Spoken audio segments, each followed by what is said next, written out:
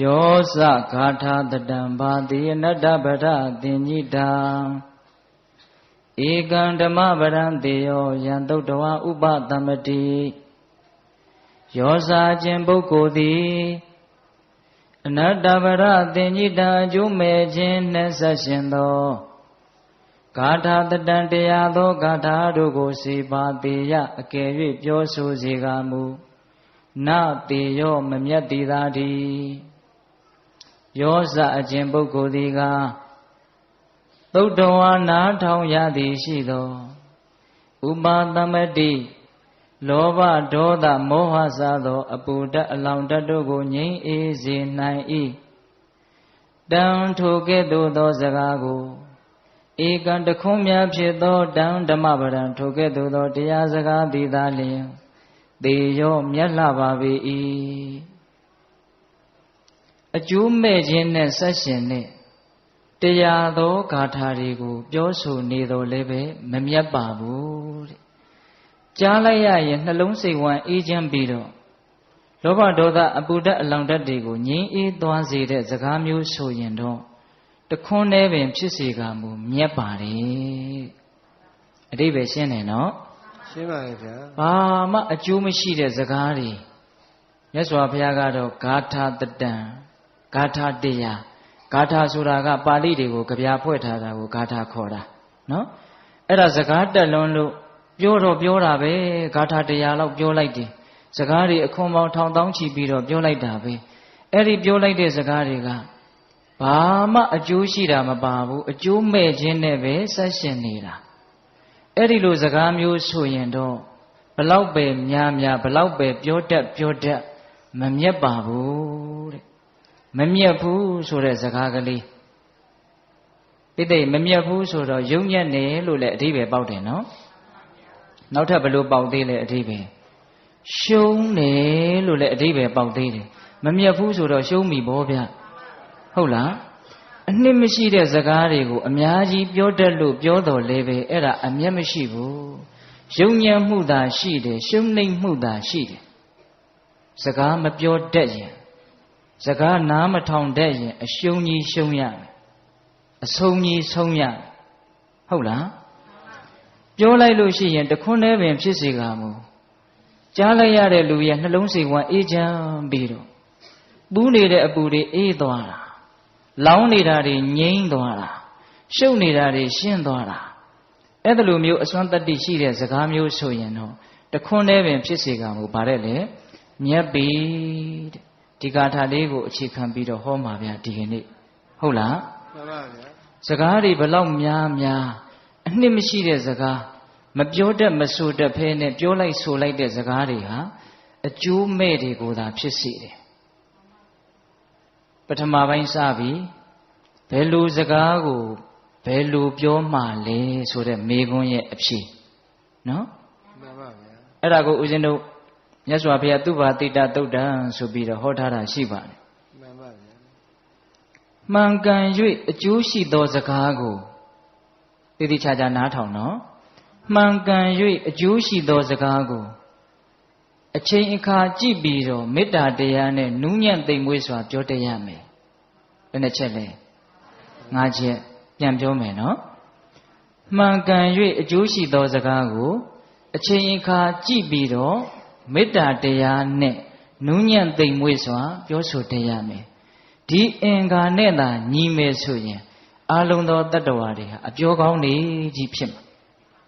ဟုတ်လားမှန်ပါဗျာအဲ့ဒီမှာတော်တော်အရေးကြီးတာကတော့အချိန်အခါကိုကြည့်၍ဆိုတာလေးလေတော်တော်အရေးကြီးတယ်ပြောကျင်တိုင်းပြောလို့ဖြစ်တာမဟုတ်ဘူးဘလောက်မှန်ဘလောက်အကျိုးရှိပြောသင့်တဲ့အချိန်ကြမှပြောရတယ်မပြောသင့်တဲ့အချိန်ကိုမပြောရဘူး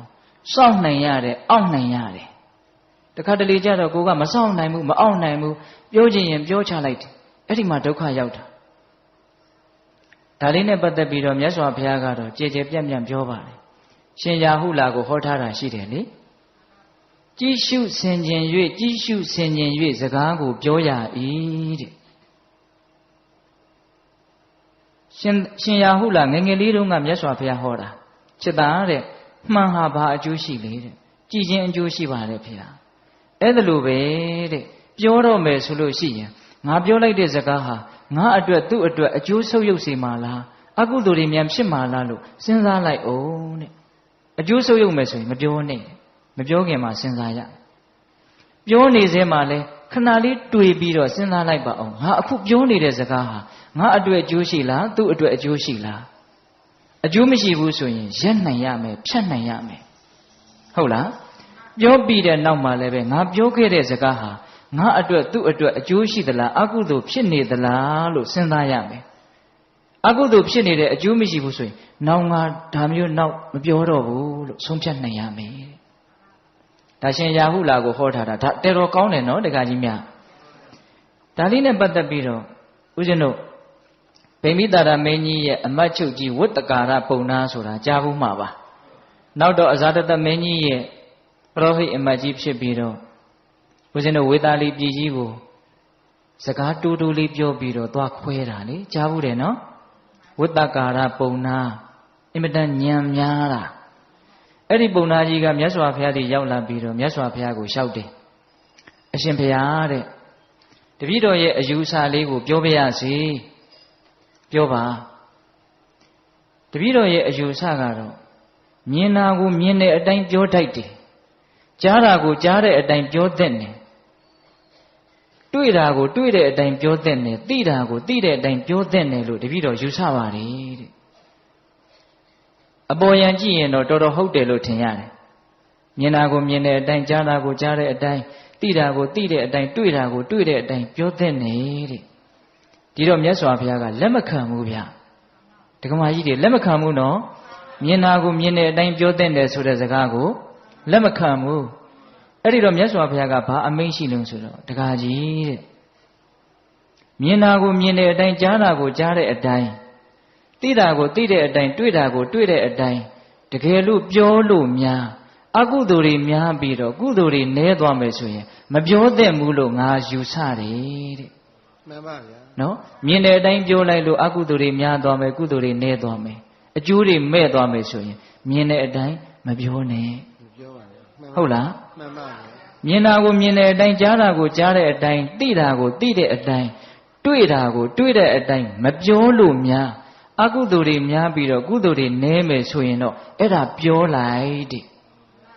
မပြောလို့အကုသိုလ်များမယ်ဆိုရင်ပြောလိုက်မှန်ပါဗျာပြောလို့အကုသိုလ်များမယ်ဆိုရင်မပြောနဲ့မှန်ပါဗျာအဲ့ဒီတော့ဒီစကားလေးရဲ့အနှစ်ချုပ်ကဘာလဲဆိုတော့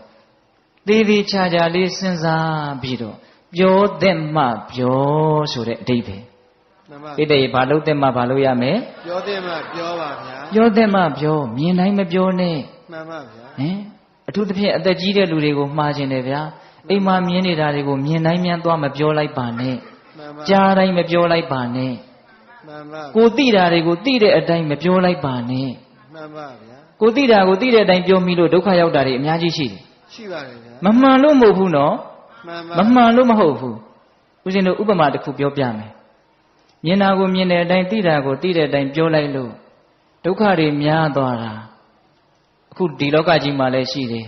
ဟိုးရှိတုန်းကလည်းရှိတယ်အခုလည်းရှိတယ်နောင်လည်းရှိနေမှာပါပဲတာရကတွေကတော့မှန်ပါဗျာဦးဇင်းတို့ဇာတကမှာဇတ်တော်မှာလာတာလေးတစ်ခုပြောပြမယ်မြင်တာကိုမြင်တဲ့အတိုင်းပြောရက်နေလို့သိတာကိုသိတဲ့အတိုင်းပြောရက်နေလို့ဒုက္ခရောက်သွားပုံကလေးရှိတုန်းကပုံနာကြီးဇနီးခင်မွန်ရှိတယ်တဲ့သားသမီးမရှိတော့အင်မတန်လိမ္မာတဲ့ကြက်တူရွေးလေးနှစ်ကောင်ကိုသားအဖြစ်မွေးထားတာတနေ့တော့ပုံနာကြီးကခရီးထွက်เสียရှိတယ်ရှိတော့ကြက်တူရွေးလေးနှစ်ကောင်ကိုအနာခေါ်တိုးတိုးတိတ်တိတ်မှားတယ်ငါသားတို့အဖေခရီးသွားတဲ့အခါမှာမင်းတို့အမေပုံလေးမကိုတည်တည်ချာချာစောင့်ကြည့်စိတ်မချဘူးအဲ့ဒီလိုမှားပြီးတော့ပုံနာကြီးကခရီးထွက်သွားရောပုံနာကြီးသွားတဲ့နေ့ကစပြီးတော့လဲစိတ်မချမယ်ဆိုစိတ်မချเสียပဲပုံလေးမကြီးကတခြားသောယောက်ျားတွေနဲ့ဖောက်ပြားတယ်တဲ့အဲ့ဒါကိုကြက်တူကြီးလေးနှစ်ကောင်ကမြင်းနေတယ်မြင်းနေတော့မြင်မာများလာတော့ကြက်တူကြီးအငယ်ကောင်ကပြောချင်တာဒီလိုမလုပ်သင့်ဘူးလို့ပြောချင်တာအဲ့ဒါနဲ့သူ့အကိုကြီးကိုဖွင့်ပြောတယ်ကျုပ်ကတော့ပြောလိုက်တော့မယ်အဲ့တော့အကိုဖြစ်တဲ့ကြက်တူကြီးကဖះလောင်းလေးငါညီမပြောနဲ့ပြောရင်မင်းဒုက္ခရောက်တားတာ ဒါပေမဲ့တားလို့မရဘူးအငယ်ကောင်ကပြောခြင်းစိတ်ကိုမအောက်နိုင်ဘူးမစောင့်နိုင်ဘူးဒကမာကြီးတွေအဲ့ဒီလိုခံစားချက်မျိုးကြုံဘူးလားပြောခြင်းတာကိုမအောက်နိုင်ဘူးမစောင့်နိုင်ဘူးတခါတလေကိုယ်စကားနားထောင်မဲ့လူမရှိလို့မျောပြီးတော့နေတာပြောခြင်းလွန်းလို့ဒကမာကြီးတွေမှန်ပါဗျာ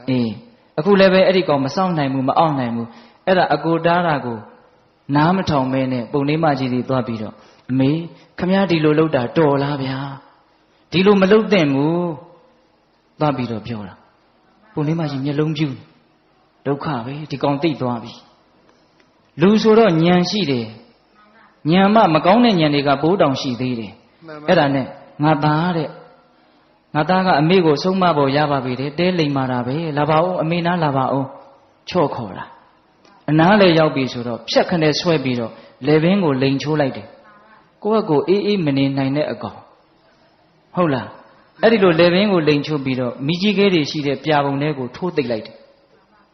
အဲ့ဒါကိုအစအဆုံးဟိုတန်းပေါ်မှာလမ်းလျှောက်နေတဲ့အကိုကမြင်တယ်မှန်ပါဗျာငါပြောစကားနားမထောင်နဲ့ကောင်အဲ့ဒီလိုနဲ့ပုံနာကြီးပြန်ရောက်လာတဲ့အခါကျတော့ပုံနာကြီးကကျက်တူရဲ့နှစ်ကောင်စုံမစုံတောင်မကြည့်နိုင်ဘူးရှိတဲ့ကျက်တူရဲ့ခေါ်ပြီးတော့ဘယ်နဲ့တော့မင်းအမေဘယ်နဲ့တော့မေးတာမေးတဲ့အခါကျတော့ကျက်တူရဲ့လေးကအဖေတဲ့မြင်တာကိုမြင်တဲ့အတိုင်းသိတာကိုသိတဲ့အတိုင်းပြောမိလို့ကျွန်တော်ရဲ့ညီကတော့ပြာဘူးထဲမှာသေပြီးတော့အိတ်နေပြီတဲ့မှန်ပါဗျာဟုတ်လားမှန်ပါဗျာအဲ့ဒီတော့အဖေလည်းမှတ်ထားမြင်တာကိုမြင်တဲ့အတိုင်းသိတာကိုသိတဲ့အတိုင်းကြားတာကိုကြားတဲ့အတိုင်းတွေ့တာကိုတွေ့တဲ့အတိုင်းမစင်စားမစင်ញင်မဲနဲ့မစူးစမ်းမဲနဲ့ပြောတဲ့လူဟာကျွန်တော်ရဲ့ညီလေးသေတယ်လို့သေရလိမ့်မယ်တဲ့မှန်ပါအဲ့ဒါလို့ပြောပြီးတော့ဟိမွန်တာကိုပြန်သွားတာပြန်မလာတော့ဘူးတဲ့မှန်ပါဗျာတချို့ရှိတယ်နော်တို့ကတော့သိတဲ့အတိုင်းပြောရမှာပဲမြင်တဲ့အတိုင်းပြောရမှာပဲတို့ကတော့မှန်ပဲဘွန်းပဲရှင်းပဲဆိုတဲ့လူတွေသတိထားတယ်မကောင်းဘူးလားကောင်းပါကောင်းတယ်ဒါကြောင့်ပုဂ္ဂိုလ်ကိုကြည့်ပြောသိတဲ့ဘာကိုကြည့်ပြောရမလဲပုဂ္ဂိုလ်ကိုကြည့်ပြောရမှာပါဗျာပုဂ္ဂိုလ်ကိုကြည့်ပြောစကားကမှန်မိမယ်လို့စကားကကောင်းမိမယ်လို့တစ်ဖက်လူကခံနိုင်ရရှိအောင်မနားလည်နိုင်အောင်မတနည်းအားဖြင့်ပြောရရင်အဆင့်ရှိအောင်မဦးဇင်းတို့ဒုက္ခထာသုတ်တံဆိုပြီးမြတ်စွာဘုရားဟောထားတာရှိတယ်ဗျသီလမရှိတဲ့လူရဲ့ရှေ့မှာသီလအကြောင်းသွားပြောရင်နာခါတယ်တဲ့မှန်ပါဗျာအဲ့ဒါဒုက္ခထမကောင်းတဲ့စကားကိုဖြစ်သွားတာမှန်ပါသူလည်းပဲအကုသိုလ်များတယ်ကိုလည်းပဲဟာဒီကောင်အလက်ကားကောင်းပဲဆိုတော့စကားကောင်းပြောရင်းနဲ့အကုသိုလ်ဖြစ်တယ်ယုံကြည်မှုတရားတရားမရှိတဲ့လူရှိမှတရားတရားအကြောင်းပြောရင်နာခါတယ်မှန်ပါဗျာဟုတ်လားဘာမပြောနဲ့ဟုတ်လားနောက်ဘ ഹു တုတ္တတွေနဲတဲ့ပုဂ္ဂိုလ်ရှိမှဘ ഹു တုတ္တအကြောင်းသွားမပြောနဲ့နော်တတ္တာသီလတုတ္တစာခနှမျိုးတဲ့လူရဲ့ရှိမှပေကံချင်းအကြောင်းသွားမပြောနဲ့နောက်ပညာနဲတဲ့လူရှိမှပညာအကြောင်းသွားမပြောနဲ့မှန်ပါဒါမြတ်စွာဘုရားကိုယ်တိုင်ပြောထားတာနော်တခါကြီးများမှန်ပါဒါကြောင့်စကားကကောင်းတော်လည်းပဲပုဂ္ဂိုလ်ကခံနိုင်ရည်မရှိရင်ကောင်းသောစကားသည်မကောင်းသောစကားဖြစ်တတ်တယ်မှန်ပါဒါကြောင့်ပိဿပေါင်းသူတော်ကောင်းတို့မြင်တာကိုမြင်တဲ့အတိုင်းအခါခတ်သိမ်းပြောလို့မဖြစ်ပါဘူးကုသိုလ်တွေများပြီးတော့အကုသိုလ်တွေနည်းသွားမယ်ဆိုရင်တော့ပြောရမှာပေါ့မှန်ပါဗျာဟုတ်လားအေးဒါကပုဂ္ဂိုလ်ကိုကြည့်ပြီးတော့ပြောဟောပုဂ္ဂိုလ်ကိုကြည့်ရုံနဲ့လုံလောက်ပြီလားဆိုတော့မလုံလောက်သေးဘူးအချိန်အခါလေးကိုလည်းကြည့်လိုက်အောင်ကိုပြောတဲ့စကားကဒီလူကဒေါသဖြစ်နေသလားဒီလူစိတ်ကြီးနေသလားဒီအချိန်ကဘလို့အချိန်လဲဘလို့အချိန်လဲစဉ်းစားအောင်နော်ဒကာကြီးဒီမိုင်းများအေးအချိန်အခါကိုမကြည့်ဘဲနဲ့တချို့ပြောခြင်းရင်စွတ်ပြီးတော့ပြောလိုက်တာရှိတယ်ဟိုရှိတုန်းကရှင်ဘုရင်တစ်ပါးရှိတယ်ပြောခြင်းရင်ပြောချလိုက်တာပဲစကားကိုဘယ်တော့မှမစောင့်အဲ့ဒါကိုပရောဟိတ်အမတ်ကြီးကမကြိုက်ဘူးပြောကျင်တာကိုပြောကျင်တိုင်းစွတ်စွတ်ပြောလို့ဒုက္ခရောက်ပုံလဲများလာပြီဒါပေမဲ့ရှင်ဘုရင်ကိုဆုံးမကျင်တာအခွင့်အခါကမသိဘူးတနေ့တော့အဲ့ဒီရှင်ဘုရင်ကမူကြီးမတ်ရာသေနာပတိတွေခြံရံပြီးတော့ဥယျာဉ်ထွက်ပြီးတော့အပန်းဖြေတယ်အဲ့ဒါကြောက်ဖြာကြီးပေါ်မှာအပန်းဖြေတာအဲ့ဒီကြောက်ဖြာကြီးကတရက်ပင်ကြီးတပင်ရဲ့အောက်မှာရှိတာတရက်ပင်ကြီးကအင်မတန်အရေးအာဝါဒနဲ့ပြည့်စုံတဲ့အောက်မှာကြောက်ဖြာကြီးအဲ့ဒီကြောက်ဖြာကြီးပေါ်မှာရှင်ဘုရင်ကထိုင်ပြီးတော့အလဘတလဘစကားပြောအပန်းဖြေနေတော့သွေးတန်ရဲရဲနဲ့အုပ်အောငှက်ကလေးတကောင်အသေးကလေးသွေးတန်ရဲရဲနဲ့အဲ့ဒီတဲပင်ပေါ်ကနေကြောက်ဖြာပေါ်ဘရင်ခြေရင်ကိုပြုတ်ကျလာတယ် မှန်ပါဗျာ အဲ့ဒီတော့ဘယင်ကကြည့်တယ်ဟာဘာဖြစ်တာလဲမသိဘူးအဲ့ဒီမှာဘုရားလောင်းပညာရှိပရောဟိတ်အမတ်ကိုမေးတယ်တဲ့ဒါဘာဖြစ်လို့သိတယ်လဲသွေးတွေလည်းထွက်နေတယ်အောက်ကြမှာထွက်တဲ့သွေးမဟုတ်ဘူးအဲ့ဒီတော့ဘုရားလောင်းကမော့ကြည့်တော့အပေါ်မှာကြီးတိုက်ရှိဘုရားလောင်းဆိုတော့ပညာရှိတယ်တွေးကြည့်တာပြည့်ကြည့်တာလည်းမှန်တယ်အရှင်မင်းကြီးတဲ့ဒီကောင်ဟာအုတ်ဩငှက်သူ့ရဲ့အမေအုတ်ဩမတွေဟာကိုယ်ပိုင်အတိုက်နဲ့ဥတဲ့ထုံးစံမရှိဘူးကြီးမတွေရဲ့အတိုက်သေးကိုဝင်ဥတယ်ကြီးမတွေကသူ့ဥမှတ်လို့ဝတ်ပေးအကောင်ပေါက်တော့လဲမဲမဲလေးအတူတူဆိုတော့သူ့သားလေးလိုပဲထင်အစာတွေအတူတူရှာကျွေးအဲ့ဒါဒီကောင်ကမပြန်နိုင်သေးခင်မှာအုတ်ဩတန်မြည်လိုက်တာမအော်တဲ့နေတဲ့အချိန်မှာအုတ်ဩတန်မြည်လိုက်တာအဲ့ဒီတော့ကြီးမကငါသားမဟုတ်ဘူးဆိုတာကိုသိပြီးတော့စိတ်တူပြီးတော့နှုတ်သီးနဲ့အဲ့ဒါထိုးသက်ပြီးတော့အောက်ကိုပြစ်ချလိုက်တယ်အတက်ပြောတာနော်မှန်ပါဗျာအဲ့ဒီမှာဘုရားလောင်းပရောဟိတ်အမတ်ကြီးကအခွင့်ရပြီဆိုပြီးတော့မင်းကြီးကိုဆုံးမအခွင့်အခါအချိန်ကာလကိုမကြည့်ဘဲနဲ့စကားကိုအယံကာရောပြောတဲ့ပုဂ္ဂိုလ်များဟာဒီအုတ်ဩသေးတယ်လို့သိရတတ်တယ်မှန်ပါဗျာနော်ပြောတာတော့စကားတွေကအများကြီးပဲဗျပရောဟိတ်အမတ်ကြီးပြောတာတဲ့အဲ့ဒီထဲမှာကောင်းတာလေးတွေဥစဉ်ကောင်းထဲမှာစွဲနေတယ်ဘာပြောသေးတယ်ဆိုတော့မင်းကြီးတဲ့မစင်စားမစင်ကျင်မဲနဲ့ပြောတဲ့စကားတခွန်းဟာသွေးထားအပ်သောဓာတ်ထက်ကြောက်เสียကောင်းတယ်နော်မစင်စားမစင်ကျင်မဲနဲ့ပြောလိုက်တဲ့စကားသည်သွေးထားအပ်သောဓာတ်ထက်ကြောက်เสียကောင်းတယ်မစင်စားမစင်ကျင်မဲနဲ့ပြောတဲ့စကားတခွန်းဟာလက်တလောသေးသေးတတ်တဲ့အစိတ်ထက်ကြောက်เสียကောင်းတယ်ဟုတ်လား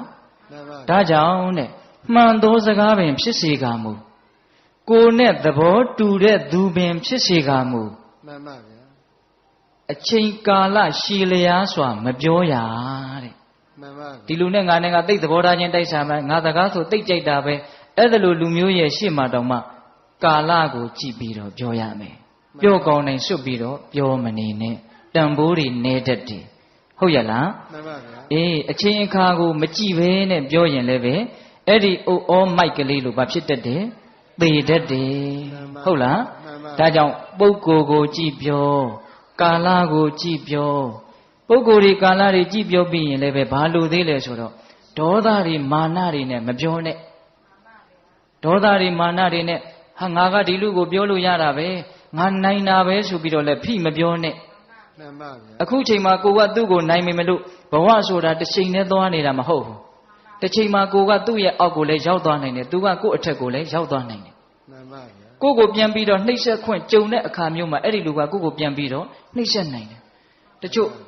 နိုင်တယ်ဆိုပြီးတော့ပြစ်စလက်ခတ်ပြောကြားရတဲ့လူကအသက်ဓာတ်နဲ့ထိုးခံရတယ်လို့မမေ့ဘူးနားနေတာမှန်ပါဘာဖြစ်ဖြစ်ကွာပြန်ပြီးတော့တုံ့ပြန်မယ်ဆိုပြီးယူယူမိုက်မိုက်တချို့အဲ့ဒါလိုပြောတဲ့စကားတစ်ခွန်းကြောင့်သေရတာတွေရှိပါဗျာနော်ဦးဇင်းတို့ရာဇဝင်ထဲမှာစကားအစိတ်သင့်ပုံကလေးနည်းနည်းပြောပြမယ်တချို့လည်းကြားဖို့ကောင်းကြားဖို့ပါလိမ့်မယ်ဗျာဦးဇင်းတို့ပကံရာဇဝင်မှာတရုတ်ပြည်မင်းခွေချေးဆိုပြီးတော့နာမည်ဆိုးနဲ့ကြော်ကြတဲ့နရတိဟပတိမင်းဆိုတာရှိတယ်နော်မှန်ပါဗျာအဲ့ဒီနရတိဟပတိမင်းကသူ့မှာသား3ယောက်ရှိတယ်နော်ဥဇနာတဲ့တိဟတုတဲ့နော်အဲ့ဒီမှာတိဟတုဆိုတာနဲ့သူနဲ့ကစကားတခွန်းကြောင့်အများကြီးပြဿနာတက်တယ်နောက်တစ်ယောက်ကကြော်စွာတဲ့အဲ့ဒါငယ်ငယ်တုန်းကဒီမင်းကြီးကဒီသားတွေကိုချစ်လွန်းလို့ဝက်လက်ဆိုတာကဝက်ရဲ့လက်ကိုချက်ထားတာသူကနူးညံ့တယ်အဲ့ဒါကိုသားလေးတွေကိုချစ်လို့ဝက်လက်ကိုချက်ပြီးတော့ငပြောပဲနုနုကလေးအုပ်ပြီးတော့ပေးတာဒါပေမဲ့တိဟသူကိုကြတော့ဘာအကြောင်းကြောင့်လဲမသိဘူးသူ့အမေကိုမုန်းလို့လားတော့မသိဘူးဝက်လက်မပေးဘဲနဲ့ဝက်ချေတော့ပေးတာအဲ့ဒါကိုအမေကရှက်တာရှင်မောက်တဲ့မိဖုရားကဒီပြင်သား2ယောက်ကိုတော့ဝက်လက်ပေးပြီးတော့ငါသားလေးကိုကြမှာဝက်ချေပေးတာဒါအချစ်မတူဘူးဆိုပြီးတော့ငါသားလေးကိုသိခါချတာပဲအဲ့ဒါအမေကရှက်လွန်းလို့စဖူမှုကိုလက်ထိုးတယ်ဘယင်ကြီးမသိအောင်ငါသားကိုလည်းဝက်လက်ပေးအဲ့ဒါနဲ့စဖူမှုကအဲ့လိုပေးတာနောက်တော့ဘယင်ကြီးကသိသွားတော့စဖူမှုကိုအပြစ်တင်တယ်မင်းဘာကြောင့်လို့လှုပ်လဲမိဖုရားကြီးကပေးခိုင်းလို့အဲ့ဒီမှာမူးမတ်ဘိုးဘုံနေရဲ့အလယ်မှာဟဲ့ဝက်လက်ခိုးမလို့ မိဖုရားကိုဆိုတယ်တဲ့နိုင်တယ်ဆိုပြီးတော့ဆိုလိုက်တာနော်မင်းသားလေးကိုလည်းဘာအပြစ်မှမရှိဘဲနဲ့တခါတည်းရဟဲ့ဝက်လက်ခိုးမသားပြောကောင်းကောင်းရှိတာနဲ့ပြောနေတာနဲ့တူပါတယ်ဒါပေမဲ့ကိုကသာပြောကောင်းတာဟိုကကြားမကောင်းဘူးလေကြားမကောင်းတော့ဒီကလေးကဒါကိုငငယ်လေးတွေကစသိမ့်ထားတယ်ဘယ်တော့မှထုတ်မပြစ်ဘူးအမြဲတမ်းမှတ်ထားတယ်နောက်တော့ဘာဖြစ်တော့ဆိုတော့တရုတ်တွေလာပြီးတော့နှောက်ရက်လို့ဆိုပြီးတော့ဘယင်ကြီးပြေးရတယ်လေပြေးတော့ဘယ်ထိပြေးတော့ဆိုတော့သူ့သားကြီးဥစ္ဆနာရှိတဲ့ပသိမ်ထိပြေးတာနောက်အဲ့ဒီမှာတရုတ်တွေရဲ့ရန်ကအေးသွားပြီဆိုပြီးတော့ပကံပြန်မယ်ဆိုပြီးတော့ပသိမ်ကနေပြန်လာတော့လမ်းမှာပြည်မြို့ကိုဝင်တာအဲ့ဒီပြည်မြို့ကိုအပိုင်စားပေးထားတာသူ့ရဲ့သားအလက်ဝက်လက်ခိုးမသားဆိုတဲ့မင်းသားကိုသူကပေးထားတာအဲ့ဒါနဲ့ငါသားစီဝင်မယ်ဆိုပြီးတော့မိဖုရားဖွာစောနဲ့ဝင်ကြဟိုရောက်တော့သားကအရန်နဲ့စောင့်နေတယ်နန်းတော်ထိတောင်အဝင်မခံဘူးလှေပေါ်မှာတခါတည်းဒလွတ်ကင်ထားတဲ့လူ300လောက်ဝိုင်းထားတယ်သားကဝိုင်းထားပြီးတော့ဘာလုပ်လဲဆိုတော့ထမင်းပွဲထဲမှာဟင်းတိုင်းထမင်းတိုင်းအကုန်အစိတ်ခတ်ထားတယ်မင်းကြီးတဲ့ဒီထဲမှာအစိတ်တွေအကုန်ခတ်ထားတယ်ဒါကိုစားပါလို့ခိုင်းတယ်သူ့ကိုရက်ရက်ဆက်ဆက်ပြောခဲ့တဲ့ဗဇက်ကိုရက်ရက်ဆက်ဆက်ပြန်ကြွေးတဲ့သဘောများလားတော့မသိဘူးမှန်ပါဗျာမင်းကြီးမစားဘူးဆိုရင်ဘေးမှာရှိတဲ့အာနာဘကွက်သားတွေကသွေးတန်ရဲရဲနဲ့အဆုံးစီရှင်အဲ့ဒီလိုပြောပြီးတော့သားကနန်းတော့သူ့ရဲ့အဆောင်ကိုပြန်သွားအဲ့ဒီမှာမိဖုရားဖွာစောနဲ့တိုင်ပင်တော့မိဖုရားကြီးကမင်းကြီးမလွတ်နိုင်တော့ဘူးအဲ့ဒီတော့ဓာတ်တွေလှန်နေတဲ့သေရတာနဲ့စားရင်လက်တလောသေတဲ့အစိတ်ကိုစားသေးတာကကောင်းသေးတယ်အဲ့ဒါနဲ့မင်းကြီးခင်ဗျာအဲ့ဒီအစာကိုအစိတ်ပါမှန်သိရနဲ့စားပြီးတော့သေရတယ်မှန်ပါဗျာပေးတဲ့ရင်အစိတ်မိပြီးတော့သေရတာပေါ့နော်မှန်ပါပဂတိအစိတ်လို့ပြောမလားစကားအစိတ်လို့ပြောမလားစကားအစိတ်ပါဗျာစကားအစိတ်သင့်သွားတာမှန်ပါနော်ဒါကြောင့်ဒကာကြီးဒီမိုင်းများငါကမိဘပဲဆိုပြီးတော့သားသမီးတွေကိုနိုင်လို့မပြောပါနဲ့ခံစားတတ်တယ်မှန်ပါဗျာသိတတ်တယ်ဟုတ်လားဒါတွေအကျယ်ချက်ပြီးတော့စဉ်းစားနော်အချိန်ကာလတစ်ခုအနေနဲ့ကိုကအထက်ရောက်နေပေမလို့နောင်တစ်ချိန်မှာကိုကအောက်ဆိုတာလည်းဖြစ်နိုင်နေတာပဲမှန်ပါဗျာဟုတ်လားဒါကြောင့်သူ့ကိုမတနာအောင်တောင်မှကိုတနာပြီးတော့သူများကိုကြမ်းထမ်းတဲ့စကားတွေမပြောပါနဲ့ဒါရုပ်ဆွအဆုံးဆိုတာနော်ဟုတ်လားဒါကြောင့်ပိဿပေါင်းသူတော်ကောင်းတို့စကားဆိုတာဒေါသကြီးနဲ့မပြောလိုက်ပါနဲ့ကြားရတဲ့လူအခါရခက်တဲ့အကုသိုလ်များတယ်ကိုလည်းပဲပြောမိမှားတယ်လို့တွေးပြီးတော့ပူရတယ်ဟုတ်ရလားမှန်ပါပြီးတော့မာနာကြီးနဲ့လည်းမပြောလိုက်ပါနဲ့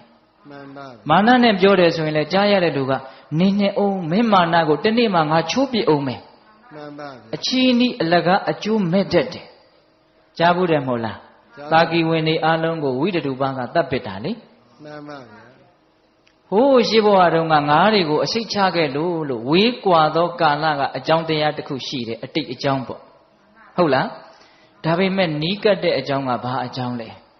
မာနကြီးတာကိုသူများသိအောင်ထုတ်ပြီးတော့ပြတာဖြစ်တဲ့မာနကတော့စိတ်ထဲမှာဖြစ်တာအဲ့ဒီမာနကိုသိကြီးပါတယ်ဆိုတာပါဇက်တည်းဟူသောပရင်ပေါက်ကနေဖွင့်ပြတာမှန်ပါဟိုမှာဝိတ္တုပန်းကအလဲလာတယ်သူမှအချမ်းရင်နေတဲ့သူကကောသလဘုရင်ကြီးကောသလတိုင်းဆိုတာအင်မတန်အင်အားကြီးတယ်တာကီဝင်တို့ရဲ့တိုင်းပြည်နဲ့ဘာမှမဆိုင်ဘူးနော်အဲ့ဒီအင်အားကြီးတဲ့တိုင်းနိုင်ငံကအရှင်သခင်ဖြစ်နေပြီဝိတ္တုပန်းကအဲ့ဒါသူကအမျိုးတွေစီဆိုပြီးတော့လမ်းပြီးတော့လဲတာလေလာလဲပြီးတော့ပြန်သွားရောအဲ့ဒါတာကီဝင်တွေကမာနာကြီးလိုက်တာဝိတ္တုပတဲ့ငယ်တဲ့ကလေးတွေပဲထားတယ်ကြီးတဲ့ကလေးတွေတယောက်မှမရှိဘူးအဲ့ဒါဝိတ္တုပလည်းပြန်သွားပြီဆိုတော့ကျွန်မတယောက်ကဟဲကျွန်မသာထိုင်သွားတဲ့နေရာအသေးရုပ်တယ်ဆိုပြီးတော့နွားနိုးနဲ့ဆေးတာလေအဲ့ဒါပါဇက်ကလည်းပြစ်တောက်နဲ့ပြောတယ်ကျွန်မသာနေတဲ့နေရာအတန်းစားခွဲပြီးတော့မာနနဲ့ပြောတာအဲ့ဒါကိုမင်းချင်းတယောက်ကလက်နဲ့မေ့နေလို့လားယူတာအဲ့ဒီမာနစကားကိုသူ့နားနဲ့ကြားတာအဲ့ဒီစကားကသူ့ပါဇက်ကနေတဆင့်ဝိတ္တုပရဲ့နားကိုရောက်တာအဲ့ဒီမှာငါနေရာကိုနွားနို့နဲ့ဆေးရှိသေးအောင်မင်းတို့ရဲ့နေရာကိုမင်းတို့ရဲ့လေချောင်းသေးနဲ့ငါတနေ့ဆေးပြမယ်ဟုတ်လားမှန်ပါဗျာအနီးကပ်ဆုံးအကြောင်းကတော့မာနကိုအမိပြုတ်ပြီးတော့ထွက်လာတဲ့စကားတခွန်ကြောက်စရာမကောင်းဘူးလားကောင်းတယ်ဒါကြောင့်ပိဿပေါင်းသူတော်ကောင်းတို့အကျိုးရှိခြင်းတယ်ဆိုလို့ရှိရင်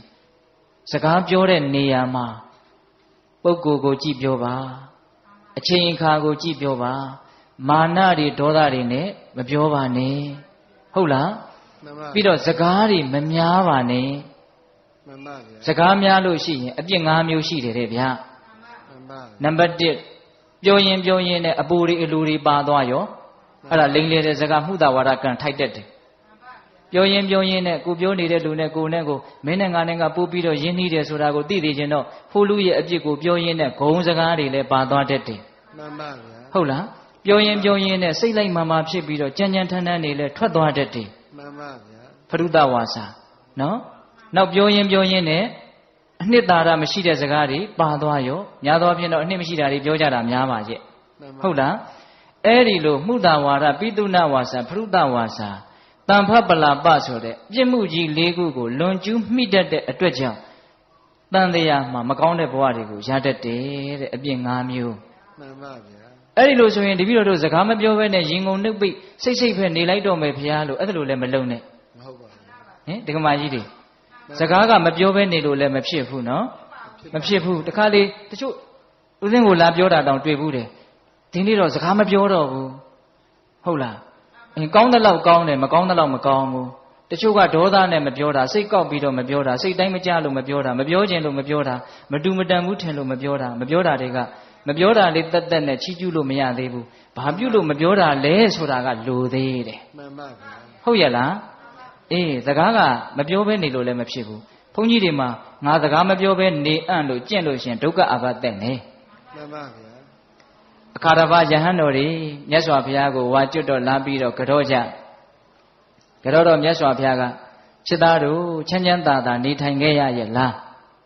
မှန်လားပါဗျာဘုရားတပည့်တော်တို့နေထိုင်ခဲ့ရပါတယ်ဘုရားတဝါတွင်လုံးဘုရားတပည့်တော်တို့တယောက်ကိုတယောက်စကားမပြောဘဲနဲ့တကယ်အကျင့်မြတ်တွေကိုကျင့်ခဲ့ပါတယ်ဘုရားသူတို့ကစကားမပြောကြီးလို့ဒိဋ္ဌံပြီးတော့ကျင့်တာနော်တဝါတွင်လုံးတယောက်ကိုတယောက်ကောင်းတာလည်းမပြောဘူးဆိုးတာလည်းမပြောဘူးမတည့်တာမြင်လည်းမပြောဘူးမဟုတ်တာတွေမြင်နေလည်းမပြောဘူးတစုံတယောက်ကလာခေါ်လည်းမထူးဘူး မှန်ပါဗျာ အဲ့တော့မြတ်စွာဘုရားဘယ်လိုပြောတယ်ထင်လဲမင်းတို့ဟာတဲ့နွားတွေလိုစိတ်တွေလိုကျင့်ခဲ့ကြတာပဲတဲ့ပပဆက်ဆက်ပြောတယ်မထင်နဲ့နော်ဒါဝိနည်းပါဠိတော်မှာရှိတယ်ဟုတ်လား မှန်ပါဗျာ အဲ့ဒီတော့ကောင်းသောစကားတွေနဲ့တိဆောက်ထားတဲ့ငါဘုရားရဲ့သာသနာတော်မြတ်ကြီးမှာဘယ်နဲ့ကြောင့်စကားမပြောဘဲနေကြတာလဲမသိတော်တာရှိရင်ဆုံးမရမှာပေါ့ပြောရမှာပေါ့ကောင်းမြတ်တဲ့စကားတွေကိုပြောရမှာပေါ့အကျိုးရှိတဲ့စကားတွေကိုပြောရမှာပေါ့ဟုတ်လားကဲဘုရားကများစကားမပြောဘဲနေခဲ့မယ်ဆိုရင်ဘယ်လိုများလုပ်မလဲဟင်ဒကမာကြီးများစကားဆိုတာမကောင်းတာပြောရင်ကြီးကျယ်တဲ့အပြစ်ရှိတယ်လို့ကောင်းတာပြောလို့ရှိရင်ကြီးကျယ်တဲ့အကျိုးရှိတယ်ဘယ်လောက်တန်ဖိုးရှိတယ်လို့ပြောလို့မရအောင်တန်ဖိုးရှိတယ် မှန်ပါဗျာ ဟုတ်ရဲ့လား မှန်ပါ နောက်ဆုံးဦးဇင်းတို့နိဗ္ဗာန်ထိအောင်စကားကတွန်းအားပေးနိုင်တယ်မှန်ကန်တဲ့စကားအဓိပ္ပာယ်ရှိတဲ့စကားအကျိုးရှိတဲ့စကားပြောမယ်ဆိုလို့ရှိရင်ဒကမာကြီးများလည်းကြားဖို့ပါတယ်နော်သဗ္ဗဒါနံဓမ္မဒါနံဇီနာတိအလှူတကအလှူထဲမှာတရားအလှူအမြတ်ဆုံးတရားကိုဘယ်လိုလုပ်လှူရတာတော့ပါဇက်ကနေလှူရတာစကားအဖြစ်နဲ့လှူရတာဟုတ်လားဟုတ်တယ်နော်ဒကာကြီးများ မှန်ပါဗျာ အေးအဲ့တော့စကားဆိုတာအင်မတန်ကောင်းတဲ့ဘက်ကကြည့်မယ်ဆိုလို့ရှိရင်အင်မတန်ကောင်းတယ်ဟုတ်လားဆိုးတဲ့ဘက်ကကြည့်မယ်ဆိုရင်ဆိုးတာလည်းအများကြီးဖြစ်နိုင်တယ်ဆိုကြပါစို့ပေတပေါင်းသူတော်ကောင်းတို့ဉာဏ်ပါပါလေးစဉ်းစားကြည့်ဖို့ပြောပြအောင်မယ်လောကမှာအကြီးမားဆုံးသောအပြစ်ဟာဘာလို့ကြားဖို့လဲအဲဥစဉ်လည်းနားရတာပေါ့ဗျာစဉ်းစားလိုက်ပါဦးမိစ္ဆာဒိဋ္ဌိမိစ္ဆာဒိဋ္ဌိမှာနိယတမိစ္ဆာဒိဋ္ဌိခိုင်မြဲတဲ့နိယတမိစ္ဆာဒိဋ္ဌိဆိုလို့ရှိရင်တော့အဝိဇ္ဇိကြတတ်တယ်အဝိဇ္ဇိကြတယ်နိယတဖြင့်ကြတတ်တယ်မဟုတ်ဘူးကြတယ်အမေတတ်အဖေတတ်လို့အဝိဇ္ဇိကြတဲ့လူကဒီကဘာပြက်လို့ရှိရင်လွတ်တယ်နိယတမိစ္ဆာဒိဋ္ဌိသမားများကတော့ဒီကဘာပြက်ရင်တခြားသောကဘာမှာရွှေ့ပြီးတော့ခံရတယ်လို့ဆိုတယ်အပြစ်တကအပြစ်ထဲမှာမှားယွင်းတဲ့အယူအဆကိုမှန်တယ်ထင်ပြီးတော့လက်သင့်ခံထားတဲ့မိစ္ဆာဒိဋ္ဌိဆိုတာအပြစ်အကြီးဆုံးပဲမှန်ပါဗျာ အဲ့ဒီမိစ္ဆာဒိဋ္ဌိဆိုတဲ့အကြီးမားဆုံးအပြစ်ဟာဘာကြောင့်ဖြစ်တယ်လဲလို့နည်းနည်းလေးလေ့လာကြည့်ရမိစ္ဆာဒိဋ္ဌိဖြစ်ခြင်းအကြောင်းတရားနှစ်ပါးရှိတယ်တဲ့ပရတောဂောတသူတစ်ပါးရဲ့နှုတ်ကနေပြီးတော့မှားယွင်းတဲ့သကားဆံတွေကြားရတယ်တဲ့သကားဆံကအင်္ဂါတစ်ချက်ဖြစ်တယ်နော်ကိုယ့်ရဲ့အတွင်းကနေပြီးတော့မှားယွင်းတဲ့နှလုံးသွင်းမှု အာယောနိသောမနတိကာရဖြစ်တယ်တဲ့မှားတဲ့စကားသံနဲ့မှားတဲ့နှလုံးသွင်းမှုဒီနှစ်ခုပေါင်းမိရင်မိစ္ဆာဒိဋ္ဌိဖြစ်တယ်တဲ့ဟုတ်လားအပြစ်အကြီးဆုံးမိစ္ဆာဒိဋ္ဌိဖြစ်ဖို့အတွက်အကြောင်းတရားတစ်ခုသည်မှားယွင်းတဲ့စကားသံဖြစ်နေတယ်ဟုတ်လားဒါကြောင့်မှားယွင်းတဲ့အယူဆတွေကိုဖြန့်ချိတဲ့ပုဂ္ဂိုလ်တွေဟောပြောတဲ့ပုဂ္ဂိုလ်တွေဟာအင်မတန်အပြစ်ကြီးတယ်ဒါကြောင့်မြတ်စွာဘုရားကဘုရားလက်ထက်ကဟိုဒိဋ္ဌိဆရာကြီးတွေရှိတယ်ပုရဏကတ္တပဆိုတဲ့ဒိဋ္ဌိဆရာကြီးကိုမြတ်စွာဘုရားကဘယ်လိုပြောလဲဆိုတော့ပုရဏကတ္တပသည်အဲ့ဒါလူထောင်မြုံကြီးပဲတဲ့ဘာကြီးတယ်တော့လူထောင်မြုံကြီးပါဗျာငါးတွေကိုထောင်တဲ့မြုံရှိတယ်နော်မြုံရဲ့သဘောတရားကဝင်လို့ရတယ်ထွက်လို့မရဘူးမြုံဆိုတာဘာလဲဝင်လို့ရတယ်ထွက်လို့မရဘူးအဲ့ဒီလိုပဲအယူဆမှားတွေဟာဆွဲလန်းသွားပြီဆိုရင်အဝင်သာရှိတယ်အထွက်အင်မတန်ခက်လိမ့်မယ်ဒါကြောင့်လူတွေကိုမကောင်းတဲ့နေရာကိုရောက်အောင်ဖျားယောင်းသွေးဆောင်ပြီးတော့ထောင်နဲ့လူထောင်မျိုးနဲ့အင်မတန်အပြစ်ကြီးတယ်မှန်ပါဗျာဆိုလိုတာကစကားသံတွေဟာမှားယွင်းပြီဆိုရင်အကြီးမားဆုံးအပြစ်ကိုတောင်ဖြစ်စေတတ်တယ်မှန်ပါဗျာဟုတ်ရဲ့လား gain အကောင်းဆုံးသောကုသိုလ်တရားတွေထဲမှာဘယ်ကုသိုလ်ဟာအကြီးဆုံးလဲလို့မေးရင်တော့မက်ကုသိုလ်ဟာအကြီးဆုံးပေါ့နော်အဲ့ဒီမက်ကုသိုလ်သည်တမ္မာဒိဋ္ဌိခေါင်းဆောင်တဲ့မက်ခင်ကိုပွားများမှမက်ကုသိုလ်ဆိုတာဖြစ်တာမဟုတ်လားအဲ့တော့တမ္မာဒိဋ္ဌိခေါင်းဆောင်တဲ့မက်ခင်၈ပါးဟာမှန်ကန်တဲ့အယူအဆခေါင်းဆောင်နေတဲ့မက်ခင်၈ပါးဟာအရေးမပါဘူးလားပါပါတယ်ဗျာကုသိုလ်တရားတွေထဲမှာတော့သစ္စာလေးပါးကိုသိတဲ့အဆင့်မဲ့ဉာဏ်နဲ့မဲ့ဉာဏ်ကလွဲရင်အဲ့ဒီလောကီတမ္မာဒိဋ္ဌိဟာအဖို့တန်ဆုံးလို့ပြောလို့မရဘူးလားရတယ်အဲ့ဒီမှန်ကန်တဲ့အယူအဆတမ္မာဒိဋ္ဌိဖြစ်ဖို့အတွက်အကြောင်းတရား2မျိုးရှိတယ်တဲ့အဲ့ဒါဘာလဲဆိုတော့ပရာတောဂောတဆိုတဲ့မှန်ကန်တဲ့အတန်ရယ်မှန်ကန်တဲ့စကားပေါ့နော်နောက်ပြီးတော့ယောနိသောမနတိကာရဆိုတဲ့နှလုံးသွင်းမှန်မှုရယ်ဒီနှစ်ခုပေါင်းမိရင်တမ္မာဒိဋ္ဌိဖြစ်တယ်အဲ့တော့စကားတွေဟာကောင်းတဲ့ဘက်ကကြည့်ရင်အင်မတန်ကောင်းပါလားဦးဇင်းတို့အခုတရားတော်ကိုပထမဦးဆုံးချီးကျူးတော့ဘယ်လိုချီးကျူးတာလဲသွဲခါတော်သူ့အခါတော်ကောင်းကောင်းမွန်မွန်မှန်မှန်ကန်ကန်ပြောထားတာလို့အဓိပ္ပာယ်ရတယ်မြတ်စွာဘုရားရဲ့စကားတော်တွေပေါ့ဟုတ်လားအဲ့တော့မြတ်စွာဘုရားရဲ့စကားတော်ဒီတရားတော်ဖြစ်တယ်သွဲခါတဆိုတဲ့ဂုဏ်နဲ့ချီးမွမ်းတိုက်တယ်ကဲဘလောက်အဖို့တန်တော့အဲ့ဒီစကားသံတွေကိုမိမိတို့ရဲ့နှုတ်ကနေဖွင့်ဟပြီးတော့ပြောနိုင်မယ်ဆိုရင်အင်မတန်ကြီးကျယ်တဲ့ကုသိုလ်ကောင်းမှုကိုပြုရာရောက်တယ်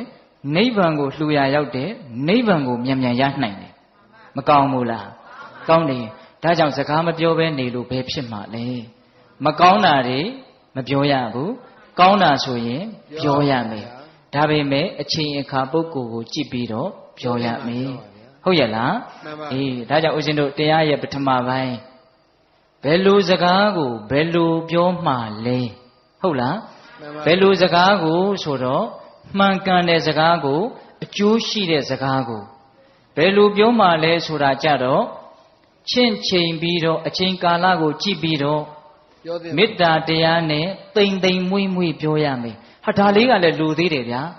နော်အပြောမတတ်တော့ဆဲတယ်လို့ဆိုတာလည်းရှိသေးတာကိုဗျာနော်အေးပြောတတ်တယ်ဆိုတာကလည်းပဲလောကကြီးကိုချီးမြှောက်ခြင်းတစ်မျိုးပဲဗျလောကကြီးကိုချီးမြှောက်တဲ့သင်္ခါတရား၄မျိုးရှိတယ်လေဒါနာတဲ့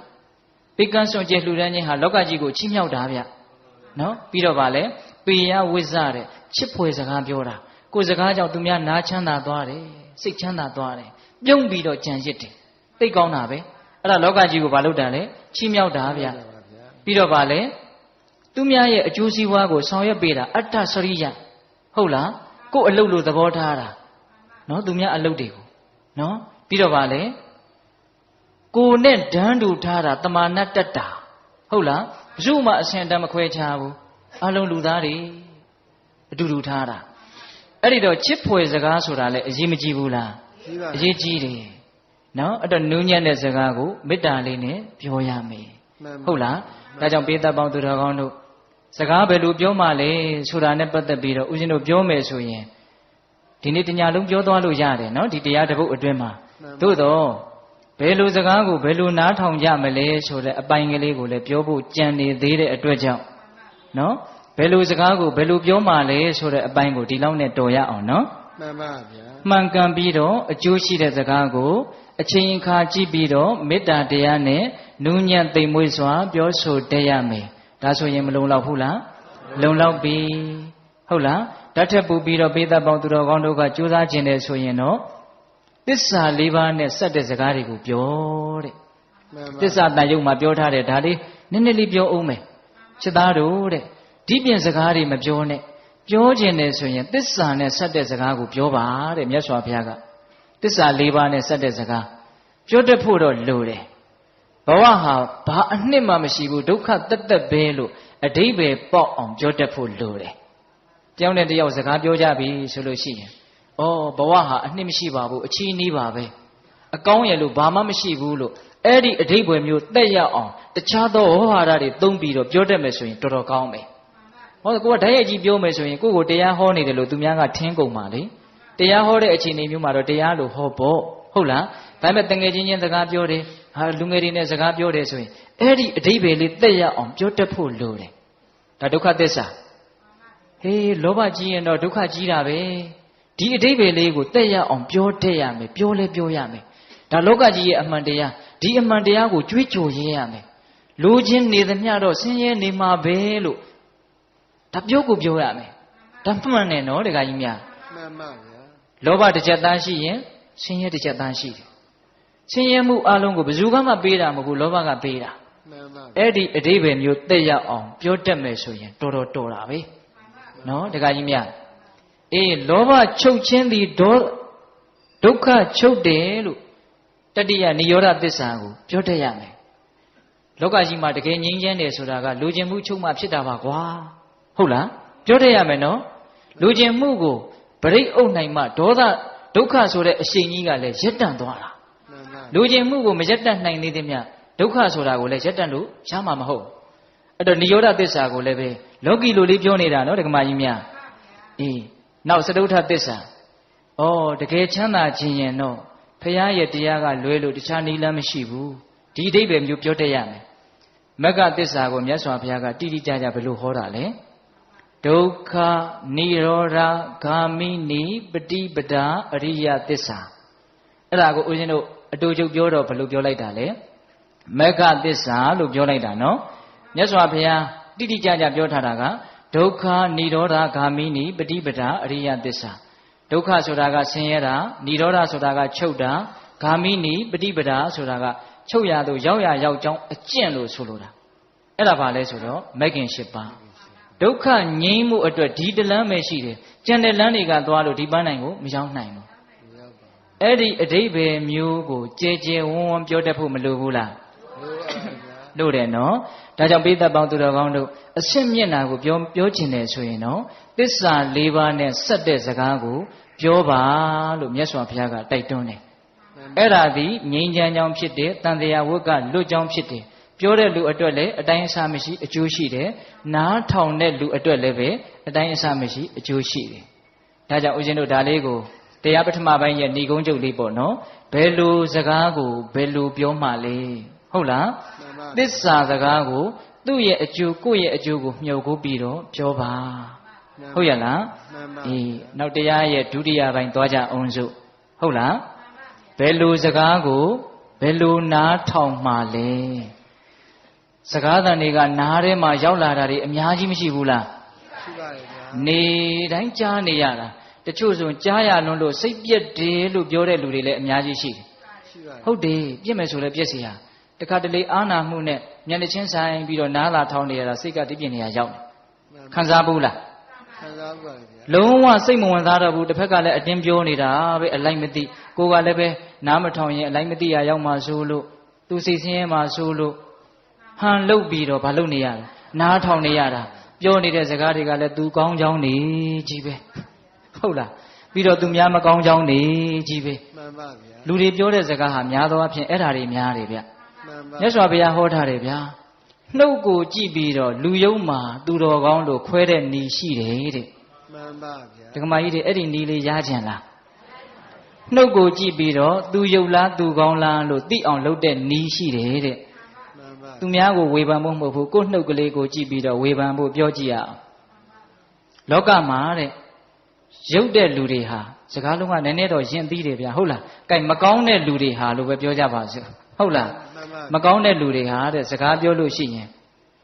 ကိုကောင်းကြောင်းကြီးပြောတယ်တဲ့။ကိုကောင်းကြောင်းကိုသူများမမေးဘဲနဲ့ပြောတာတဲ့မေးရင်တော့အခြေကြီးပြောတာတဲ့မဆုံးနိုင်တော့ဘူး။ကိုကောင်းကြောင်းနဲ့ကိုအတိုင်းဝိုင်းကောင်းကြောင်းပေါ့ဗျာကိုသားသမီးကိုမြေကိုဆွေမျိုးကိုကောင်းတာဆိုရင်တော့အကုန်ပြောတာပဲဟုတ်လား။ဒီအဲ့ဒါသူရုပ်ရဲ့လက္ခဏာတစ်မျိုးကိုမကောင်းကြောင်းကိုမမေးရင်တခွန်းမှမပြောဘူးမေးရင်တောင်မှမပြောခြင်းနဲ့နည်းနည်းပဲပြောတယ်တဲ့ကိုမကောင်းကြောင်းကြတော့ဟုတ်လားနောက်သူများမကောင်းကြောင်းကိုမမေးဘဲနဲ့ပြောနေတာမေးမယ်ဆိုရင်တော့အဲ့ဒါအကျယ်ဝိထာရချက်ပြီးတော့မဆုံးအောင်သာနားထောင်ပြီးတော့ဟုတ်လားသူများကောင်းကြောင်းကိုမေးတောင်သူသိမပြောနိုင်ဘူးဟုတ်မမေးရင်မပြောဘူးမေးမှနည်းနည်းပဲပြောတယ်သူများကောင်းကြောင်းမပြောနိုင်ဘူးအဲ့တော့အဲ့ဒါသူရုပ်ရဲ့လက္ခဏာတဲ့ဟုတ်လားကိုကောင်းကြောင်းကိုမမေးဘဲနဲ့ပြောတယ်မေးရင်တော့ဆိုဝဲမရှိကိုမကောင်းကြောင်းကိုမမေးရင်မပြောဘူးမေးမှနည်းနည်းဟုတ်လားသူများမကောင်းကြောင်းကိုမမေးဘဲနဲ့ပြောရင်မေးရင်အကျယ်ကြီးပြောတယ်သူများကောင်းကြောင်းကိုမမေးရင်မပြောဘူးမေးရင်နည်းနည်းပဲပြောတယ်အဲ့ဒါပါလေသူရုပ်ရဲ့လက္ခဏာသူကောင်းရဲ့လက္ခဏာကြတော့အဲ့ဒါနဲ့ပြောင်းပြန်ကိုမကောင်းတာကိုမမေးဘဲနဲ့ပြောတယ်မေးလာရင်အကျယ်ကြီးပြောနိုင်တယ်ကိုကောင်းတာကိုမမေးရင်တခွန်းမှမပြောဘူးမေးလာတော့မှလက်ကားပါကွာကိုကစိုင်ကော်လို့ခြုံမော်ရောက်တာပါရှော့ချတယ်ကိုကောင်းတာကိုမပြောခြင်းဟုတ်လားကိုကောင်းတာကိုအကျယ်ဝိထာရချက်ပြီးတော့ပြောနေသေးသမျှသူကောင်းရဲ့အဆင့်ကိုမတက်နိုင်သေးဘူးဟုတ်လားဟုတ်တယ်အဲ့ဒီစကားလေးကိုဥစဉ်ကစစ်ပေါက်စဉ်းစားကြည့်တယ်ဖះပြောသမျှအကုန်အမှန်ကြီးပဲဘယ်လိုစိတ်နဲ့ပြောတာလဲကိုကောင်းတာကိုပြောခြင်းနေသမျှအဲ့ဒီစိတ်ဟာကောင်းကိုမကောင်းဘူးကိုမကောင်းတာကိုဖုံးထားခြင်းသေးသမျှအဲ့ဒီစိတ်ဟာကောင်းကိုမကောင်းဘူးသူများမကောင်းတာကိုပြောနေခြင်းသေးသမျှအဲ့ဒီစိတ်ကောင်းကိုမကောင်းဘူးနော်သူကောင်းဆိုတာဒါကြောင့်သူများမကောင်းတာကိုမပြောခြင်းဘူးတနာတယ်နားလေတယ်မကောင်းတာဟာသဘာဝပဲလို့နားလေတယ်သူများကိုအပုတ်မချခြင်းဘူးဟုတ်လားသူများကောင်းတာကိုပြောနိုင်တယ်မုဒိတာဖြစ်နိုင်တယ်မလွယ်ဘူးဒီကမာကြီးတွေတရားကလည်းမလွယ်ဘူးနဲ့ပဲဆုံးသွားတယ်ဗျာအားမရှိလိုက်တာဟုတ်လားဘာဖြစ်လို့ဆိုဦးဇင်းတို့လည်းဒီအတိုင်းပဲနော်တတိနဲ့အုပ်နေရတယ်ဟုတ်လားပြောလိုက်ရင်သူများမကောင်းကြောင်းကြီးပဲနည်းနည်းလေတဲ့လူကတွယ်ဝိုက်ပြီးတော့ပြောတာအတဲ့လူကဒဲတို့ပြောတာ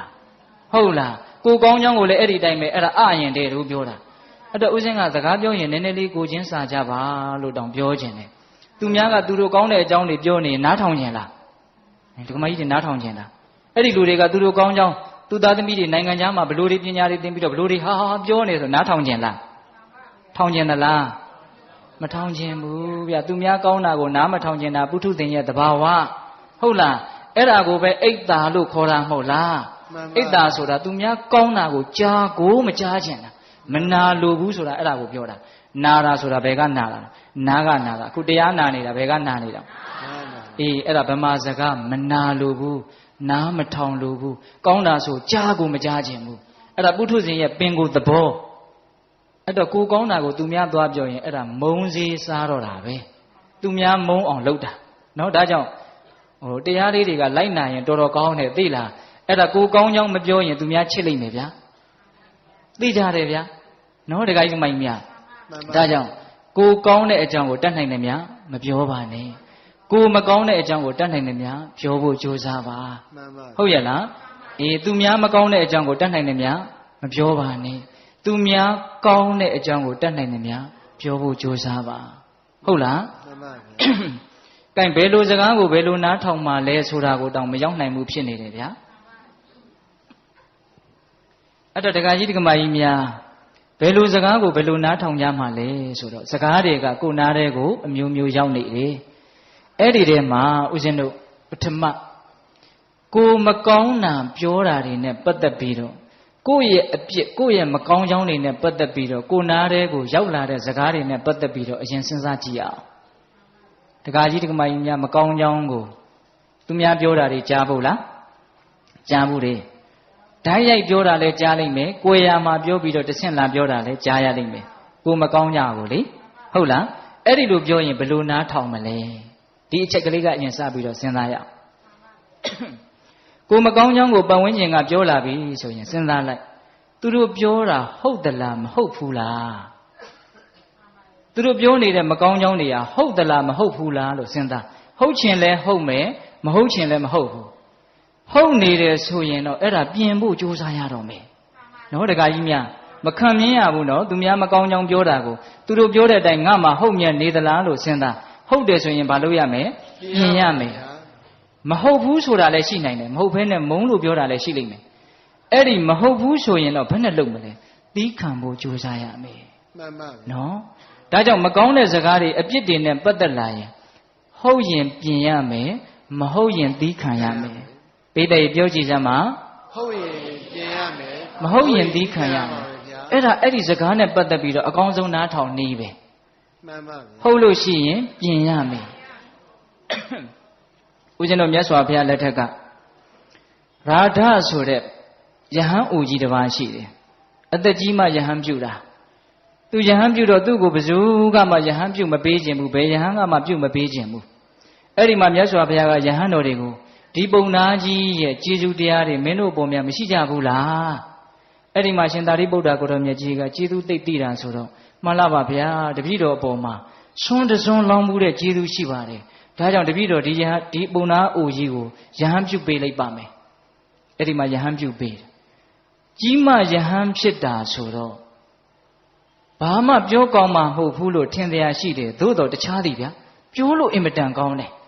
ငါစာလဲသင်နိုင်တော့တာမဟုတ်ဘူးငါကိုမသိတော်တာတွေကိုပြောသမျှငါအကုန်ပြင်မယ်ဟိုယဟန်ကဒီလိုပြောရင်ဒီလိုပြင်လိုက်တယ်ပြောသမျှအကုန်ပြင်တာအဲ့ဒါရက်ပိုင်းအတွင်းအဲ့ဒီရာဓယဟန်ကြီးဟာယဟန်နာဖြစ်တယ်မှန်ပါဗျာသူမဟုတ်တာတွေကိုပြောတာနော်ယဟန်ကြီးဒီလိုမဝင်းနဲ့ဒီလိုမပြောနဲ့ဓာတ်ရိုက်ပြောတာနော်ဓာတ်ရိုက်ပြောတာဆိုရင်လူတွေဟာခံနိုင်ခဲ့တယ်နော်ပြီးမှလာကျေးဇူးတင်ရင်တင်မယ်ကြားကာသာတော့ထောင်းဝင်တဲ့ဒေါသထသွားမယ်ကိုယ့်အတ္တကိုလာထိတာကိုဗျဟုတ်လားအဲ့ဒီယာရမထေကတော့ခံနိုင်တယ်မဟုတ်ဘူးမဟုတ်လို့ပြောတာငါပြင်မယ်အဲ့ဒီလိုပြင်လိုက်တော့2ရက်3ရက်အတွင်းဘာဖြစ်တယ်ယဟန္တာဖြစ်တယ်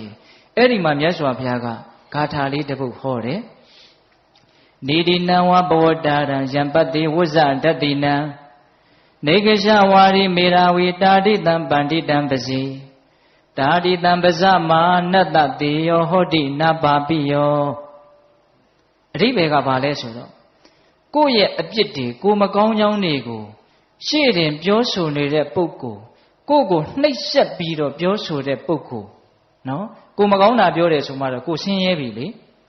ဟန်ဆောင်ပြီးတော့ရပါတယ်လို့ပြုံးတာနေလဲရတာစိတ်ထဲကတော့သိပ်ပြီးတော့မချိလှဒါဥစဉ်တို့လည်းဒီတိုင်းပဲဒကာကြီးဒီမကြီးများလည်းဒီတိုင်းပဲဖြစ်ပါလိမ့်မယ်ဒါကြောင့်ကိုမကောင်းတာကိုပြောတယ်ဆိုရင်အဲ့ဒါနှိပ်စက်ပြီးတော့တစ်ဖက်ကမလုပ်နေတာလဲပြောနေတာအပြစ်ကိုပြပြီးတော့အဲ့ဒါလိုနှိပ်စက်ပြီးတော့ပြောတဲ့အမျှော်မြင်ရှိတဲ့ပညာရှိကိုတဲ့မြေအိုးထဲမှာပိုင်ရှင်မရှိတဲ့ရွှေအိုးတွေကိုဖော်ပြတယ်လို့မျိုးရွှေအိုးကိုညွန်ပြတဲ့လူလို့သဘောထားရမယ်တဲ့မှန်ပါဗျာတစုံတယောက်သောပုဂ္ဂိုလ်ကဟေးဟိုနားမှာပိုင်ရှင်မရှိတဲ့ရွှေအိုးကြီးရှိတယ်သွားယူကြပါလားဆိုရင်ဘယ်လိုလုပ်မှလဲတောက်လျှောက်သွားယူမယ်အဲ့ဒီလူကိုရှ िख ိုးကျင်တောင်ရှ िख ိုးသွားလိုက်အောင်မယ်ဟင်ဒကမာကြီးများမှန်ပါဗျာအေးကိုယ့်ရဲ့အပြစ်ကိုနှိပ်စက်ပြီးတော့နှိပ်ကွပ်ပြီးတော့နာနာကျင်ကျင်အပြစ်မြင်တိုင်းဝမ်းလွဲမသူဟုတ်တိုင်းဆိုတတ်တဲ့ဆရာရဲ့ဂုဏ်ကျေးဇူးတသိတ္တိတနဲ့ပြည့်စုံတဲ့မိတ်ဆွေသို့မဟုတ်ပညာရှိတယောက်ကိုတွေ့ရတယ်ဆိုရင်ရွှေအိုးကိုညွှန်ပြတဲ့လူလို့သဘောထားရမယ်အဲ့ဒီလိုမျိုးနားထောင်တတ်ရမယ်မှန်ပါဗျာတာရိတံပဇာမာနတ္တတေယောဟောတိနပါပိယောတာရိတံထိုကဲ့သို့သောပညာရှိကိုပဇာမာနတ္တချင်းကံသောပုဂ္ဂိုလ်အားတေယောဟောတိနပါပိယောမြတ်တယ်ဆိုတာသာဖြစ်နိုင်တယ်ရှုံးတယ်ဆိုတာမဖြစ်နိုင်ဘူးမြင်မြတ်တယ်ဆိုတာသာဖြစ်နိုင်တယ်ယုံညံ့တယ်ဆိုတာမဖြစ်နိုင်ဘူးဟုတ်လားအပြစ်ပြပြီးတော့ကိုယ့်ကိုပြောဆိုတဲ့ပုဂ္ဂိုလ်ကိုကတကယ်လို့မြန်ရွှေအိုးပြတဲ့လူလို့သဘောထားနိုင်မယ်ဆိုရင်ကိုဟာမြင့်မြတ်တဲ့လူဖြစ်မယ်ယုံညံ့တဲ့လူမဖြစ်နိုင်မှန်ပါဗျာဟာနားတဲ့ကိုတန်ရီဘူးနဲ့လောင်းလိုက်တယ်လို့ခံရခက်တယ်ကွာလာမပြောနဲ့ငါသိတယ်ငါတက်တယ်ဆိုပြီးတော့ဒေါသတွေနဲ့ပြန်တုံ့ပြန်မယ်ဆိုရင်တော့ယုံညံ့တဲ့သူရှုံးတဲ့သူဖြစ်သွားမှာပေါ့ဟုတ်လားဒါကြောင့်ပေသက်ပေါင်းသူတော်ကောင်းတို့ဘယ်စကားကိုဘယ်လိုနားထောင်မလဲဆိုတဲ့နေရာမှာကိုယ့်ရဲ့မကောင်းကြောင်းတွေကိုယ့်ရဲ့အပြစ်တွေကိုပြောလို့ဟုတ်လာပြီဆိုရင်တော့ပြင်မဲ့စိတ်နဲ့နားထောင်ရမယ်တနည်းအားဖြင့်တော့ကျေးဇူးတင်လိုက်တာ ဒီလူကိုရွှေဥပြတဲ့လူလို့သဘောထားရမယ်ဒါမှတိုးတက်မှာဗျ မှန်ပါဗျာ ဟုတ်လားကိုယ့်ရဲ့မကောင်းကွက်ကိုထောက်ပြတဲ့လူတကယ်လို့များလေတခါကြီးဒီမိုင်များပွဲလန်းသဘင်သွားကနီးမှာကိုယ့်မျက်နှာပေါ်မှာအညစ်ကြီးတစ်ခုပေးနေတယ်ဆိုကြပါစို့ကိုကတတိမေးလျော်လို့မှန်မကြည့်ခဲ့ရလို့တစုံတစ်ခုသောအကြောင်းကြောင့်အဲ့ဒါကိုမသိဘူးလို့ဆိုကြပါစို့အဲ့ဒါကိုတယောက်ကဟေးမင်းမျက်နှာပေါ်မှာလေအညစ်ကြီးတွေတိတ်အဲ့ဒီလူကိုကျေးဇူးတင်ပါလားကျေးဇူးတင်ပါဗောဗျသူမပြောလို့ရှိရင်ဟိုလူပုံညာတဲ့ရောက်တော့ကိုမလှတာကြီးရွာလေပြသလိုဖြစ်နေပြီဟုတ်လားအေးကိုယ့်ရဲ့အပြစ်ဟုတ်တာကိုပြောတဲ့လူကိုမုန်းလို့ပဲပြောပြောချစ်လို့ပဲပြောပြောကျေးဇူးတင်ကိုတင်တဲ့တယ်တချို့လည်းပဲမုန်းလို့ပြောတာပါကိုကိုကောင်းစေခြင်းလို့ပြောတာမဟုတ်ဘူးမုန်းလို့ကိုအပြစ်မရှိအပြစ်ရှာပြောနေတာဒါကြီးအဲ့ဒီအပြစ်ကလည်းတကယ်ရှိနေတတ်တယ်တကယ်ရှိရင်တော့ပြင်ရမယ်ပြင်ရပါမယ်ဟုတ်လား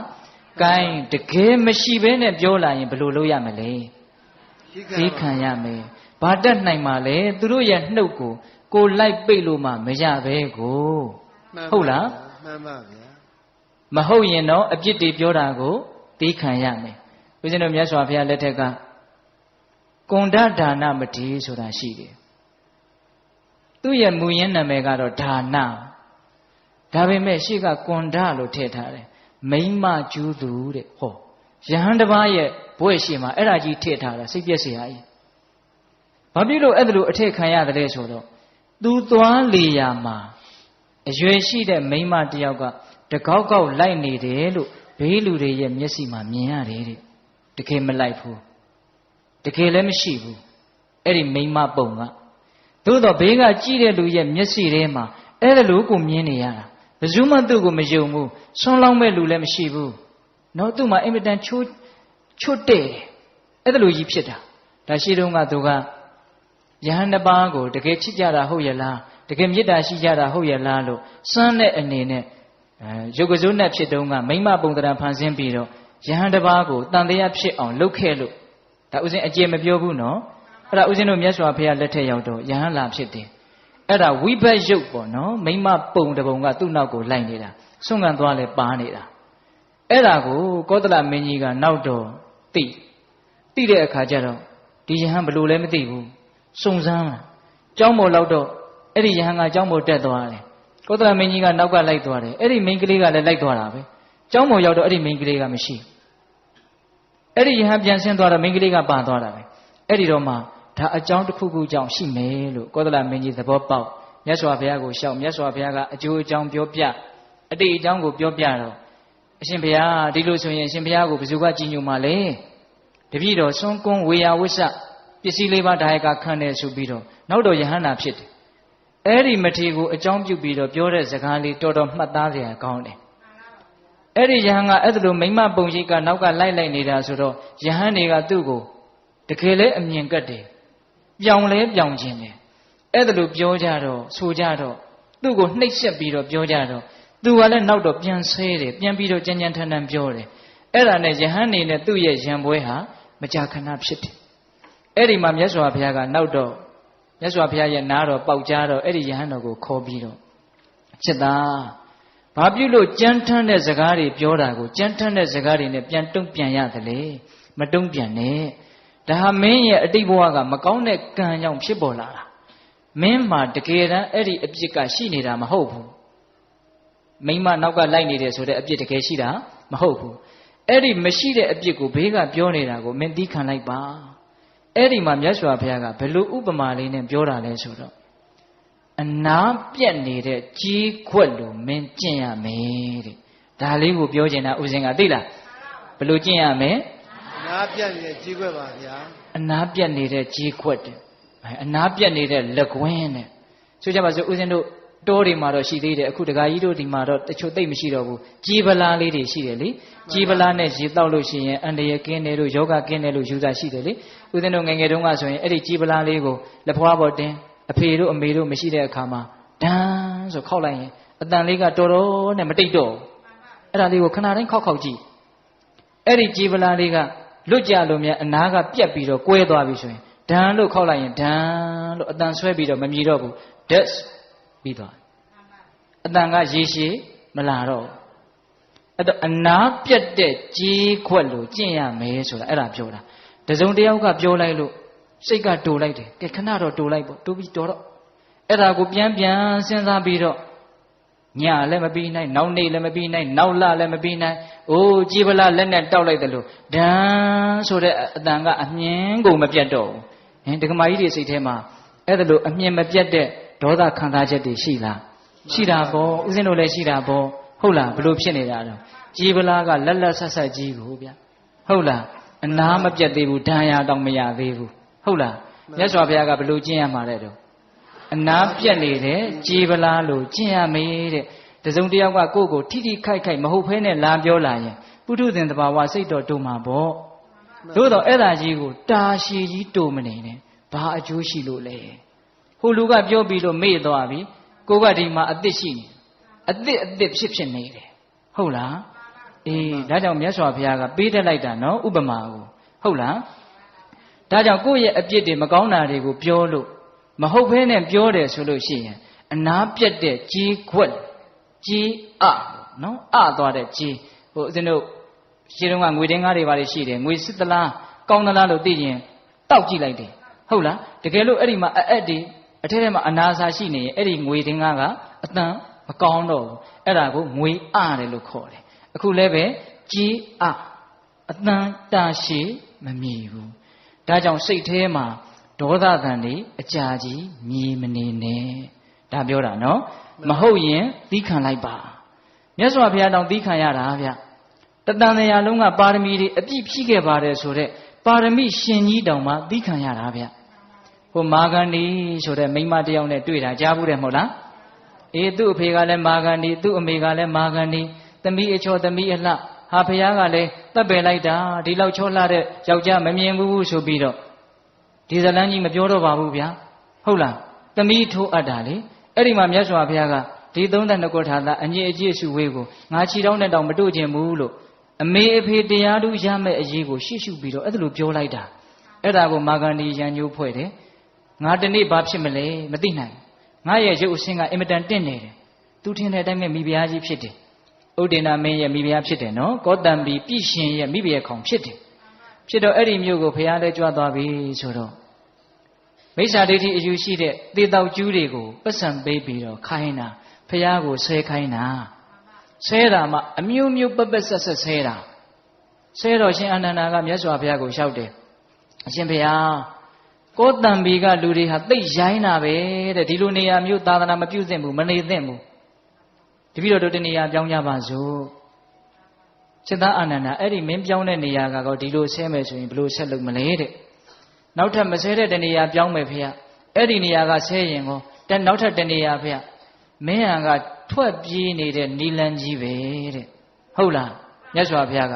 ဖြစ်လာတဲ့ပြဿနာကိုဒီနာတင်ပြေးလေအောင်ရှင်းရတယ်တဲ့။ချီးမွမ်းတာပဲဖြစ်ဖြစ်ကဲ့ရဲ့တာပဲဖြစ်ဖြစ်9ရက်အပြင်မနေဘူးတဲ့။ဒါဘုရားကိုယ်တိုင်ဟောတာနော်။ဗမာစကားပုံမှန်တယ်နော်။ချီးမွမ်း9ရက်ကဲ့ရဲ့9ရက်ပြောပါစေအပြစ်တွေပြောပါစေ။သူတို့မောတော့ရက်သွားလိမ့်မယ်ဟုတ်လားသူတို့ပြောတာကိုကိုကမခံခြင်းဖြစ်နေမှသူတို့ကအဲ့ဒါအရသာရှိပြီးတော့ဆက်ပြောနေမှာဗျာမခံခြင်းတဲ့ကလေးဆိုပို့စတယ်မဟုတ်လားဒီကမာကြီးများအေးအဲ့ဒါလိုမျိုးနော်အဲ့ဒီမှာမြတ်စွာဘုရားကယ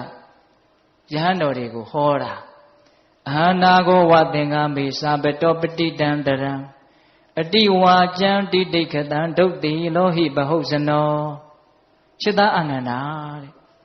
စစ်ပွဲမှာဆင်နွှဲနေတဲ့စစ်စင်ကြီးဟာတစ်ဖက်ရန်သူတွေကနေပြစ်လာတဲ့မြားဒဏ်တွေကိုခါချပြီးတော့စူးလာရင်လည်းစူးပါစေလို့ကြံ့ကြံ့ခံတယ်လို့မျိုးတဲ့ငါဖះလည်းပဲလောကစစ်မြေပြင်မှာပြစ်ခတ်လာတဲ့စကလုံးမြားဒဏ်တွေကိုငါကြံ့ကြံ့ခံမယ်နော်အတိဝါကြံတိတိတ်ခတံအတိဝါကြံဆိုတာလွန်ကဲကိုပြောလာတာပြောတဲ့ပြောတတ်တဲ့အတိုင်းတာထက်လွန်ပြီးတော့ကိုပြောလာတာလွန်ကဲတဲ့စကားပေါ့အဲ့ဒီစကားကိုဘာလို့မှလဲတိတိတ်ခတံငါသီးခံလိုက်မယ်သီးခံသည်ဖြစ်စေဒေါသဖြစ်သည်ဖြစ်စေသီးခံလိုက်ရင်တော့ကိုကသီးခံတာကြီးကိုရလိုက်တာပဲဒေါသဖြစ်မယ်ဆိုရင်တော့ဒေါသဖြစ်တာကြီးကိုရလိုက်တာပဲရှင်းတော့ရှင်းရှင်းလေးပဲနော်ကိုဘာကိုလိုချင်တယ်လေကိုဘလို့လူမျိုးဖြစ်အောင်လုပ်မှလေဒါပဲစဉ်းစားဒေါသဖြစ်တတ်တဲ့ငါလားသီးခံတတ်တဲ့ငါလား အဲ့ဒါလို့ဆိုရင်တော့ဘယ်ဟာရွေးမှာလဲသီးခံတတ်တဲ့ငါလို့ရွေးမှာပေါ့နော်ဒါပေမဲ့တကယ်တွေ့လာပြီဆိုရင်တော့ဒေါသဖြစ်တဲ့ငါကိုပဲရွေးပြီးသားဖြစ်နေတယ်ဟင်ဒကမာကြီးများမှန်ပါမြတ်စွာဘုရားကဒါကြောင့်လွန်ကျူးပြီးတော့ပြောတဲ့စကားတွေကိုသီးခံလိုက်မယ်တဲ့ဘာပြုလို့လဲဆိုတော့အကြောင်းပြတာတွေလှလွန်းလို့ဒုတိလောဟိဘဟုတ်စနောတဲ့လောကမှာရှိတဲ့လူအများစုတွေဟာမဆောင်စည်းကြတဲ့သီလမဲ့တဲ့လူတွေကြီးများတယ်တဲ့ကဲဟင်ဒကမာကြီးများကိုယ့်ရဲ့နှုတ်ကိုမဆောင်တဲ့လူကိုယ့်ရဲ့လက်ကိုမဆောင်တဲ့လူတွေပဲများတဲ့ဟုတ်လားဒါကြောင့်ဘဝဆိုတာစူးကြားမှာတီးရတဲ့ဘူးသီးလိုပဲတခါတလေဟိုလိုလုပ်လဲအပြစ်မလွတ်ဒီလိုလုပ်လဲအပြစ်မလွတ်ဟုတ်လားအဲ့ဒီတော့တိုင်ပြောခြင်းရပြောပါစေလို့ဒီလိုထားရမယ့်အခြေအနေမျိုးတွေအများကြီးရှိလာတယ်နော်တခါယူမိုက်များဒါကြောင့်ကိုမကောင်းတာတွေပြောပြီးအပြစ်တွေပြောလာပြီဆိုရင်မဟုတ်ရင်ဘာလုပ်ရမလဲသီးခံရမယ်ဟုတ်ရင်တော့ဘာလုပ်ရမလဲပြင်ရပါမယ်ပြင်ရမယ်ဒါကမကောင်းတဲ့စကားတွေနဲ့ပတ်သက်ပြီးတော့ဟုတ်လားမှန်ပါ gain ကိုနားတဲ့ကိုကောင်းတဲ့စကားတွေနဲ့ပတ်သက်ပြီးတော့လေရောက်လာအောင်မှာပဲဟုတ်လားကိုမျက်နှိုးတဲ့လူတွေချစ်တဲ့လူတွေရှိမှာပဲလေကိုကလည်းပဲကောင်းတဲ့လောက်လည်းကောင်းမှာပဲလေအဲ့ဒီလိုကိုရဲ့ကောင်းတာတွေကိုလည်းပြောလိမ့်မယ်အဲ့ဒါတွေကလည်းကိုယ်ရာပြောတာရှိမယ်ရှေ့တင်ပြောတာရှိမယ်ဟုတ်လားအဲ့ဒီကောင်းတာတွေကလည်းဟုတ်တာလည်းရှိခြင်းရှိမယ်မဟုတ်ဘဲနဲ့မြှောက်ပြီးတော့ပြောတာလည်းရှိခြင်းရှိမယ်ဘယ်လိုပဲပြောကောင်းတာတွေပြောပြီးဆိုရင်တော့အဲ့ဒီစကားသံနောက်ကိုရင်မှုပြီးတော့လိုက်မသွားဖို့လိုတယ်ဟင်ဒကမာကြီးများမကောင်းတာတွေကိုမဟုတ်ဘဲနဲ့မြှောက်ပြောတာဆိုရင်တော့နားကိုထောင်းမနေနဲ့ဒါပေမဲ့လူတွေကလည်းခက်တော့ခက်ကြီးဗျာကောင်းတာပြောရင်တော့မဟုတ်လည်းပဲနားအရသာခံပြီးတော့နေနေတာပဲဒါကြောင့်မို့လို့အဲ့ဒီနီလန်းကြီးကဘယ်တော့မှတိမ်ခေါ်မှမဟုတ်ဘူးမြှောက်တာလူတိုင်းကြိုက်တာပေါ့ဆိုတာတကယ်လဲကြိုက်တယ်ဦးဇင်းတို့လည်းကြိုက်တယ်ဒကာကြီးဒကမကြီးများလည်းကြိုက်တယ်ဒါကတော့ဦးဇင်းကသဘောတူလားလို့ကိုမေးမနေတော့ဘူးတေချာပေါက်ကိုသိတယ်မြှောက်တာမကြိုက်တဲ့လူတယောက်မှမရှိဘူးလို့ကိုပြောလိုက်ခြင်းသေးတယ်ပုထုဇဉ်တွေထဲမှာဆိုရင်တော့မှန်ပါဟုတ်လားဒါကြောင့်ကိုကောင်းတာကိုပြောတယ်ဆိုရင်မဟုတ်ရင်တော့မဟုတ်ဘူးလို့ပြောလိုက်ပါဒါကြီးကိုအရသာခံမနေပါနဲ့ဟုတ်လားကိုကောင်းတာကိုဟုတ်နေအောင်တောင်မှရစ်မှုပြီးတော့မနေပါနဲ့ဟုတ်လားအေးဒါကကိုနဲ့ဓာတ်ရိုက်ပတ်သက်တဲ့ကောင်းမကောင်းစကားတွေဟုတ်လားစကားတွေကနှစ်မျိုးပဲရှိတာနော်ကိုအကြောင်းကကောင်းတာရဲ့မကောင်းတာရဲ့အဲ့ဒါကိုလည်းပဲနောက်ထပ်ပြီးတော့ခွဲလိုက်ပါဦးကောင်းတာကလည်းဟုတ်တာလည်းပါမယ်မဟုတ်တာလည်းပါမယ်လေးမျိုးဖြစ်သွားပြီဗျမကောင်းတာကလည်းဟုတ်တာလည်းပါမယ်မဟုတ်တာလည်းပါမယ်အဲ့ဒီကောင်းမကောင်းဟုတ်မဟုတ်ဆိုတာတွေကိုရှေ့တင်ပြောတာရှိမယ်ကိုယ်ရပြောတာရှိမယ်ဟောစကားတွေကိုအများကြီးပြသွားတယ်နော်ကဲဒါကကိုယ်နဲ့ပတ်သက်တဲ့ဓာတ်ရဲ့အကြောင်းပေါ့နောက်ကိုယ်နဲ့သိမ့်မပတ်သက်ဖဲနဲ့ကဲစကားတွေကြံသေးတယ်ဗျာဒကမကြီးများအချိန်လည်းနည်းနည်းကြံသေးတယ်ပြောဦးမယ်နော်ကိုယ်နဲ့မပတ်သက်တဲ့အကြောင်းတွေဟုတ်လားဟင်မရေတွက်နိုင်လောက်အောင်များတယ်အနုပညာနဲ့ပတ်သက်လို့အာကစားနဲ့ပတ်သက်လို့နိုင်ငံရေးနဲ့ပတ်သက်လို့တဘာဝဘေးဒဏ်တွေနဲ့ပတ်သက်လို့ဟင်ဒကမကြီးများကြားနေတာတွေမရှိဘူးလားရှိတယ်စကားတွေမှအများကြီးကြားနေတာနော်အဲ့တော့အဲ့ဒီစကားတွေတဲကိုလည်းပဲတူရာခွဲကြည့်ရအောင်နော်ကိုနဲ့မပတ်သက်တဲ့တိတ်မပတ်သက်တဲ့စကားကိုအကြောင်းမဟုတ်တာပေါ့လေအဲ့ဒါဘာလဲဆိုတော့ကိုအကြောင်းလို့လည်းပြောမယ်ဆိုရင်တော့ပြောလို့ရတာပေါ့လေဟိုတရားနဲ့ပတ်သက်ရင်တော့ကိုအကြောင်းလို့လည်းပြောလို့ရတာပေါ့ဟုတ်လားအေးထားပါတော့ကိုကောင်းကြောင်းမကောင်းကြောင်းဆိုတာနဲ့မပတ်သက်တဲ့အကြောင်းတွေကိုခွဲမယ်ဆိုရင်လည်းနှစ်မျိုးရှိတယ်အဲ့ဒါဘာလဲဆိုတော့အနှစ်မရှိတဲ့စကားကြီးအနှစ်ရှိတဲ့စကားနှစ်မျိုးရှိတယ်ဟင်ဒကမကြီးများမှန်ပါဗျာအနှစ်မရှိတဲ့စကားတွေကြားနေရတယ်တခါတရံကြတော့လေအနှစ်ရှိတဲ့စကားတွေကြားရတယ်အနှစ်မရှိတဲ့စကားတွေကိုနားမထောင်ဖြစ်ဖို့ကြိုးစားပါဘာပြုလို့လဲဆိုတော့ဦးဇင်းတို့လူရင်းပဲပြောမယ်အနှစ်မရှိတဲ့စကားတွေတန်ဖိုးမရှိတဲ့စကားတွေကိုနားထောင်မိရင်အဲ့ဒီအချိန်မှာတန်ဖိုးမရှိတဲ့အတွေးတွေဖြစ်နေတာသိကြတယ်တန်ဖိုးမရှိတဲ့စိတ်ကူးတွေတန်ဖိုးမရှိတဲ့စိတ်တွေဖြစ်နေတယ်တန်ဖိုးမရှိတဲ့စိတ်တွေတန်ဖိုးမရှိတဲ့အတွေးတွေဖြစ်နေရင်အဲ့ဒီအချိန်မှာတန်ဖိုးမရှိတဲ့လူတစ်ယောက်ဖြစ်နေတာသိကြလားမှန်ပါဒီစိတ်ကလေးဒီအတွေးလေးနဲ့လူလုံနေရတာအတွေးကတန်ဖိုးမရှိဘူးစိတ်ကတန်ဖိုးမရှိဘူးဆိုအဲ့ဒီအချိန်မှာတန်ဖိုးမရှိတဲ့လူတစ်ယောက်ပေါ့ဗျမှန်ပါဟုတ်လားမှန်ပါဒါကြောင့်တန်ဖိုးမရှိတဲ့စကားတွေကိုနားထောင်နေတဲ့အချိန်မှာငါဒီတန်ဖိုးမရှိတဲ့အတွေးတွေတန်ဖိုးမရှိတဲ့စိတ်တွေဖြစ်နေတဲ့အတွက်ကြောင့် တန်ဖိုးမရှိတဲ့လူတစ်ယောက်ဖြစ်နေပြီဘဝဟာတန်ဖိုးရှိတယ်အချိန်ဟာတန်ဖိုးရှိတယ်တန်ဖိုးရှိတဲ့အချိန်တွေတန်ဖိုးရှိတဲ့ဘဝတွေခွန်အားတွေကိုတန်ဖိုးမရှိတဲ့အဖြစ်နဲ့ငါဖြုံးတိပြစ်နေတာပဲလို့ထိတ်လန့်တဲ့သဘောရှိရမယ်မြင့်မြတ်တာတွေလုံနိုင်ခွင့်ရှိနေတာကိုနှိမ့်ကြတာတွေကိုလုံနေတယ်အဲ့တော့တန်ဖိုးမရှိတဲ့စကားတွေကိုနားထောင်လို့အကျိုးဆုပ်ယုတ်တာတွေအများကြီးရှိပါတယ်ဗျာစကားနောက်လိုက်သွားပြီးတော့တခါတည်းတချို့များလိုက်ပြီးတော့ဖြည့်ရှင်းသည့်အထိမိုက်ပြတာတွေရှိတယ်နော်မှန်ပါဗျာအဲ့တော့ဦးဇင်းတို့တန်ဖိုးမရှိတဲ့စကားနဲ့ပတ်သက်ပြီးတော့အကျေတဝန်ကြီးမပြောချင်ဘူးဟုတ်လားအမြစ်ကစဖြတ်လိုက်မယ်နားမထောင်ဖြစ်အောင်ကြိုးစားပါနားထောင်ဖြစ်သွားရင်တော့အကျဲမငိမ့်ပွယ်တွေဓာခုတ်ရလက်ရှူဟုတ်လားနော်ဓာခုတ်ရလက်ရှူမိတတ်တယ်နော်စကားတွေနားထောင်ပြီးတော့ကိုယ်နဲ့ဘာမှဆိုင်ညာမဆိုင်သူများအမှုတွေတဲ့ဝင်ပါတချို့ဆိုရင်တန်ဃာရှင်းရဒီစကားဟိုပို့ဟိုစကားဒီပို့ဟာကိုကကြားထဲကနေပြီးတော့ဟိုလူကမတရားတာဒီလူကမတရားတာကို့မယ်ရှုပ်ရှက်ကိုခတ်နေတာပဲဟင်ဒကမာကြီးများကို့အလုံးနဲ့စားဝတ်နေရေးတွေနဲ့ကို့ဘဝခန္ဓာရေးတွေနဲ့ရှုပ်ရတဲ့ကြားထဲဒီအနှစ်မရှိတဲ့စကားတွေကိုဖြေရှင်းနေရတဲ့အရှုပ်တွေကထပ်ပြီးတော့များနေသေးတယ်အဲ့တော့တန်ဖိုးရှိတဲ့လူတစ်ယောက်ဖြစ်ခြင်းနဲ့ဘဝမှာလေးလေးနက်နက်ဖြစ်ခြင်းနဲ့ဆိုရင်တန်ဖိုးမရှိတဲ့စကားတွေဟာငါရဲ့ဘဝကိုတဖြည်းဖြည်းနဲ့လှိုက်စားနေတာလို့သဘောပေါက်ပြီးတော့တတ်နိုင်သမျှနားမထောင်ဖြစ်ဖို့ကြိုးစားဟုတ်ရလားမှန်ပါအေးနောက်တန်ဖိုးရှိတဲ့စကားဒါကြတော့ရှားဖွေပြီးတော့ကိုနားထောင်ရမယ်မှန်ပါဗျာတန်ဖိုးရှိတဲ့စကားတဲ့နော်ဒါလေးနဲ့ပတ်သက်ပြီးတော့ဦးဇင်းတို့မေဂိယသုတ်တံကိုနည်းနည်းလေးဏိကုံးချုပ်ပြောခြင်းမေဂိယဆိုတဲ့ယဟန်တစ်ပါးရှိတယ်နော်မြတ်စွာဘုရားလက်ထက်ကဘုရားရဲ့အလုတ်အကျွေးယာယီသူဆောင်ရွက်တယ်ရှင်အာနန္ဒာအလုတ်အကျွေးမလုခင်တုန်းကပေါ့လေအဲ့ဒါနဲ့တနေ့တော့မြတ်စွာဘုရားနဲ့သွားရင်းနဲ့ဟိုးခလန်းလန်းမှာတရက်ဥယျာဉ်ကြီးမှိုင်းညို့ပြီးတော့မြင်တယ်မြင်တော့မြတ်စွာဘုရားတဲ့တပည့်တော်အဲ့ဒီတရက်ဥယျာဉ်ကြီးကိုလည်းမြင်တော့တရားသွားအထုတ်ခြင်းစိတ်တွေအရန်ပေါက်တယ်တပည့်တော်အဲ့ဒီသွားပါရစီအဲ့တော့မြတ်စွာဘုရားကချစ်သားငါဘုရားတပါးတည်းနောက်ထပ်အလုတ်အကျွေးယဟန်တပါးလာသည်အထိစောင့်ဆိုင်ပါအောင်အရှင်ဘုရားတဲ့တပည့်တော်သွားတရားအထုတ်ပါရစီအရှင်ဘုရားကတရားအထုတ်เสียမလိုတော့ဘူးတဲ့ပြီးသားတပည့်တော်အခုမှပုထုဇဉ်ပဲရှိသေးတယ်ဒါကြောင့်တပည့်တော်ကိုခွင့်လွှတ်တော်မူပါဟောအဲ့ဒါလိုတောင်လျှောက်တာနော်အဲ့တော့မြတ်စွာဘုရားက3ကြိမ်တားတယ်မရဘူး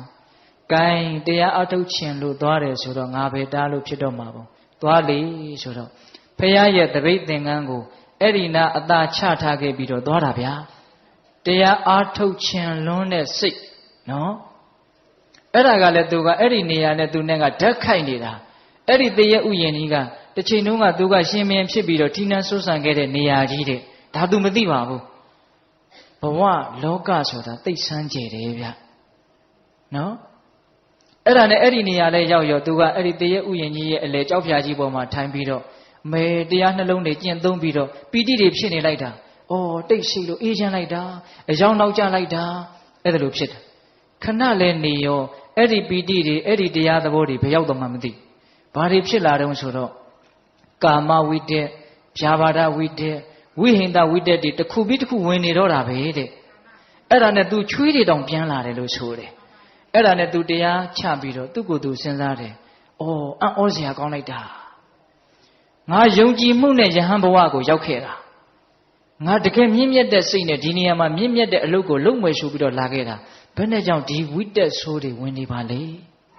ဖယ်လို့ကိုမရဘူးဖြစ်နေတာအဲ့ဒါ तू ရှင်မင်းဘဝကဖြစ်ခဲ့တဲ့အကြံတွေကအခုချိန်မှာလိုက်ပြီးတော့ဓာတ်ခိုက်နေတာတဲ့အဲ့ဒါနဲ့မြတ်စွာဘုရားဒီကို तू ကြွသွားတယ်ဟိုကြတော့မြတ်စွာဘုရားကိုလျှောက်တယ်အံ့ဩတယ်ဗျာ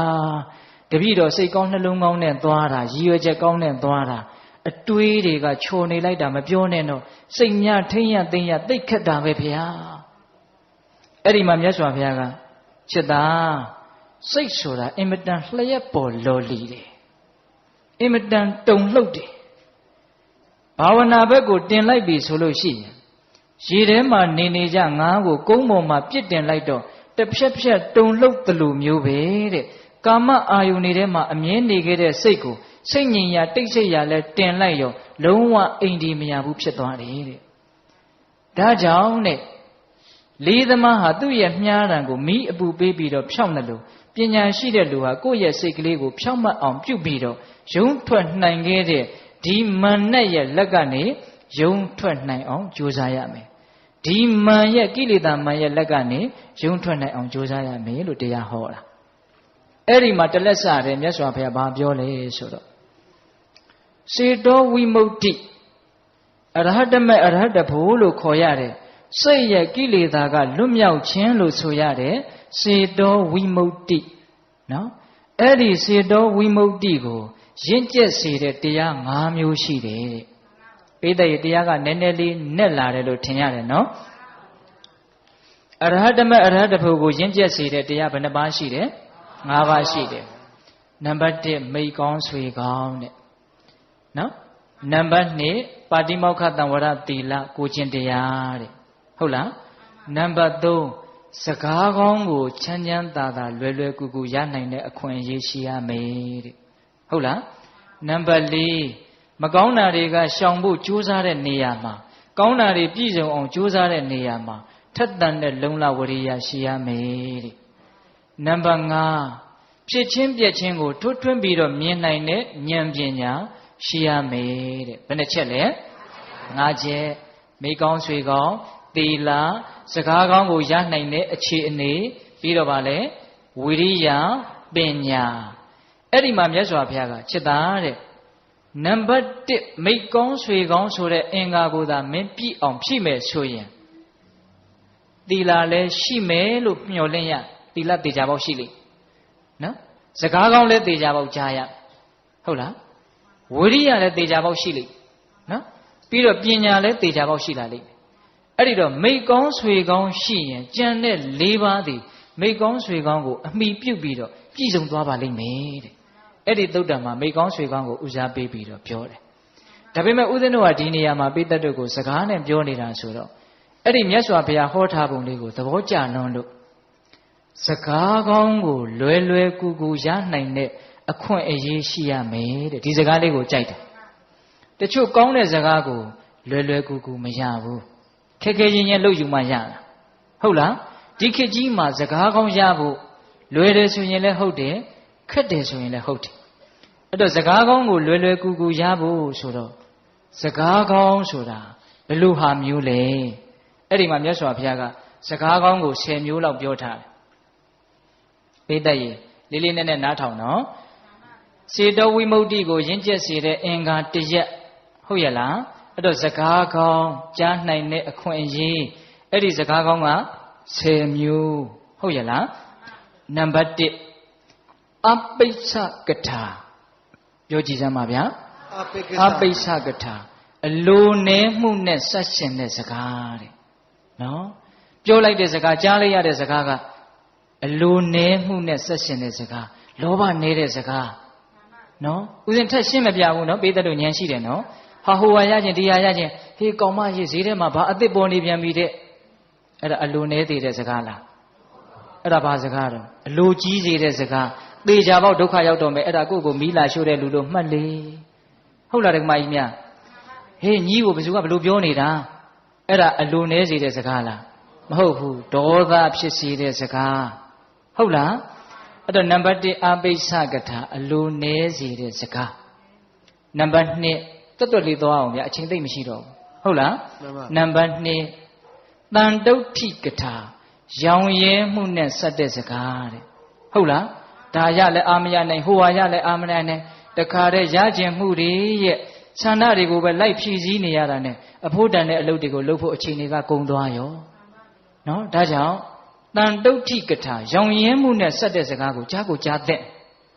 ဒီခေတ်ကြီးမှာသိမ့်မရှိဘူးနော်တိုးတက်အောင်လုပ်ရမယ်တိုးတက်အောင်လုပ်ရမယ်လို့ကြွေးကြော်ပြီးတော့အတင်းပဲတိုးတက်ခိုင်းနေတာဒီကလူရှာထွက်နေတာသူတို့သိကိုမသိဘူးဟင်ဒကမာကြီးများ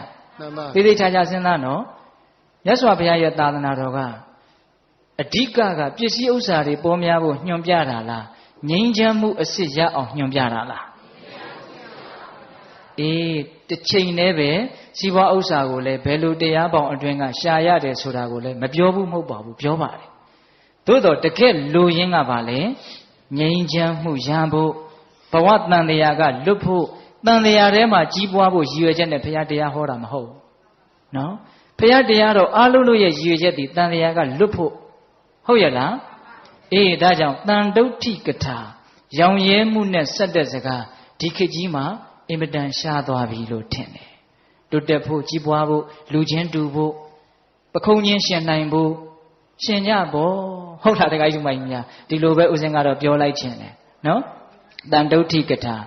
ပြီးတော့ဗာလဲနှစ်ခုရှိသွားပြီနော်အေးပြီးတော့ဗာတော့ဆိုတော့ဝိဝေကကထာတဲ့စိတ်ငြိမ်မှုနဲ့ဆက်တဲ့စကားတယောက်တည်းနေရတာကောင်းတယ်တစိမ့်တည်းနေရတာကောင်းတယ်ဟုတ်လားဒါဥစဉ်ဟိုဘက်ကဥပရိဝိဝေကမပြောတော့ဘူးဥပရိဝိဝေကဆိုတာနိဗ္ဗာန်ကိုပြောတာနော်အဲ့ဒါလို့အေးအေးချမ်းချမ်းတယောက်တည်းနေရတာသိကောင်းတာပဲဆိုတဲ့စကားမျိုးလေးတွေမကြမကြာကြားရမယ်အများနဲ့နေရတာသိဆင်းရဲတာပဲဆိုတာမျိုးကြားရမယ်နော်တာရာရဏေဝိဟဉ္ဉန္တိပေါင်းသင်းဆက်ဆံရတာအင်မတန်ပင်ပန်းနေလက်ခံလာတဲ့ကမကြီးများအပေါင်းအသင်းတစ်ယောက်ရှိရင်တစ်ယောက်စာပင်ပန်းတယ်နှစ်ယောက်ရှိရင်နှစ်ယောက်စာပင်ပန်းတယ်ဟုတ်ရဲ့လားမိကောင်းဆွေကောင်းဆိုတာကအဓိပ္ပာယ်တစ်မျိုးနော်တခါကြီးမိုက်များအေးတာရာတဲ့နေဝိဟဉ္ဉန္တိဒါကြောင့်ဝိဝေကကထာစိတ်ငြိမ်မှုနဲ့ဆက်သက်တကားနောက်အတန်တက္ကကထာမယောနှောမှုနဲ့ဆက်တဲ့စကားတဲ့လူရှုပ်ရှုပ်ရှိတဲ့နေရာဆိုသိသွားချင်တာပဲဟုတ်လားအဲ့ဒါအတန်တက္ကကထာဖြစ်နိုင်မှာမလားမဖြစ်နိုင်ဘူးဟိုနားလည်းငါပါလိုက်ချင်တယ်ဒီနားလည်းငါပါလိုက်ချင်တယ်ပွဲလန်းတစ်ခုခုလို့ငါ့ကိုမဖိတ်ဘူးဆိုရင်စိတ်ထဲမှာမခံစားနိုင်ဘူးအဲ့ဒါဘာဖြစ်တာလဲယောနှောချင်တာဆက်ရှက်ချင်တာတရားနဲ့ဝေးတယ်ဆိုတဲ့လက္ခဏာဟုတ်လားတရားဆိုတာမရောရရင်ပြီးရောအဲ့ဒီသဘောမျိုးသဘောပေါက်တယ်နော်အတန်တက္ကကထာယောနှောဆက်ရှင်မှုမရှိတဲ့စကားနော်ပြီးတော့ဗာလဲဝိရိယရမ္ပကထာအကုသိုလ်တွေပယ်ဖို့ကုသိုလ်တွေပြည့်စုံဖို့ကြိုးစားမှုနဲ့ဆက်တဲ့စကားဘယ်နှခွန်းရှိသွားပြီတော့၅ခွန်းရှိသွားပြီပြန်ပြောမယ်မှတ်မိအောင်အပိစ္ဆကထာအလိုနည်းမှုနဲ့ဆက်တဲ့စကားအတန်တုဋ္ဌိကထာရောင်ရဲမှုနဲ့ဆက်တဲ့စကားပြီးတော့ဝိဝေကကထာစိတ်ငြိမ်မှုနဲ့ဆက်တဲ့စကားအတန်တက္ကကထာမယောနှောမှုနဲ့ဆက်တဲ့စကားဝိရိယဓမ္မကထာလုံလဝရိယနဲ့ဆက်ရှင်တဲ့စကားနောက်၅ပါးကသီလကထာသမာဓိကထာကြားဘူးတယ်နော်သီလကထာသမာဓိကထာပညာကထာ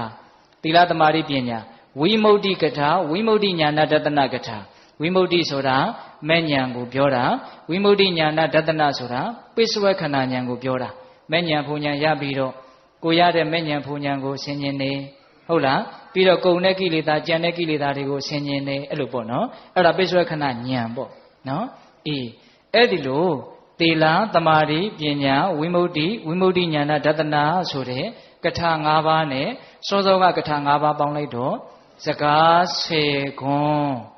အဲ့ဒါဒီကောင်းသောစကားတဲ့ဟုတ်ရလားမှန်ပါဗျာအဲ့ဒီလိုစကားကောင်းကိုလွယ်လွယ်ကူကူချမ်းချမ်းသာသာရနိုင်တဲ့အခွင့်အရေးရှိရမယ်အဲ့ဒီလိုစကားမျိုးကိုစူးစမ်းပြီးတော့နားထောင်ရမယ်ဟုတ်လားဒါကြောင့်ဘယ်လိုစကားကိုဘယ်လိုနားထောင်မှလဲဆိုတဲ့တရားရဲ့ဒုတိယပိုင်းအချိန်ကစေ့သွားပြီတနာရီခွဲကို2မိနစ်တောင်ကျော်သွားပြီနော်ဒီတရားကမမျှော်လင့်မဲနဲ့ရှည်သွားတယ်ပေးသက်ကလည်းစိတ်ဝင်စားတဲ့အမူအရာတွေအပြည့်ပြလို့နဲ့ဒူပါရဲ့ဟင်းဒီကမာကြီးများဟုတ်လားဒီဒါကြောင့်ဒီကနေ့တရားရဲ့နောက်ပိုင်းဗါတဲ့လေဘယ်လိုစကားကိုဘယ်လိုနားထောင်မှလဲအပြစ်ပြောလာတယ်ဆိုရင်တော့ဟုတ်ရင်ပြင်လိုက်ပါမဟုတ်ရင်သီးခံပါကောင်းတာတွေပြောမယ်ဆိုရင်တော့မဟုတ်ရင်တားမြစ်လိုက်ပါဟုတ်တယ်ဆိုရင်တော့ရင်မှုမနေပါနဲ့ဟုတ်လားအနှစ်မရှိတဲ့စကားတွေဆိုရင်တော့ကြိုးစားပြီးတော့နားမထောင်ပါနဲ့ဟုတ်လားအဖို့တန်တဲ့အချိန်လေးကုန်သွားလို့ဟုတ်လားအနှစ်ရှိတဲ့စကားဆိုရင်တော့လွယ်လွယ်ကူကူရအောင်ဖန်တီးပါအနှစ်ရှိတဲ့စကားတွေဘာတွေလဲဆိုတာဦးဇင်းတို့ပြောပြီးပါပြီဟုတ်လားဆက်ပြောမယ်ဆိုရင်လည်းပြောလို့ရသေးတယ်ဟုတ်လားသို့တော့ဦးဇင်းတို့ရဲ့တရားအတိုင်းခုဟောခဲ့ပြီနော်မှန်သောစကားကောင်းသောစကားပင်ဖြစ်စေကမူ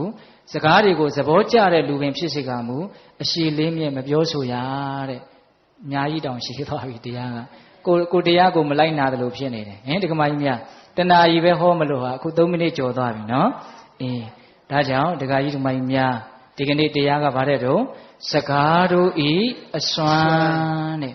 ကောင်းနိုင်စွမ်းဆိုးနိုင်စွမ်းအကြီးအကျယ်ရှိနေတဲ့ဒီစကားတွေကိုဘယ်လိုပြောမှလဲ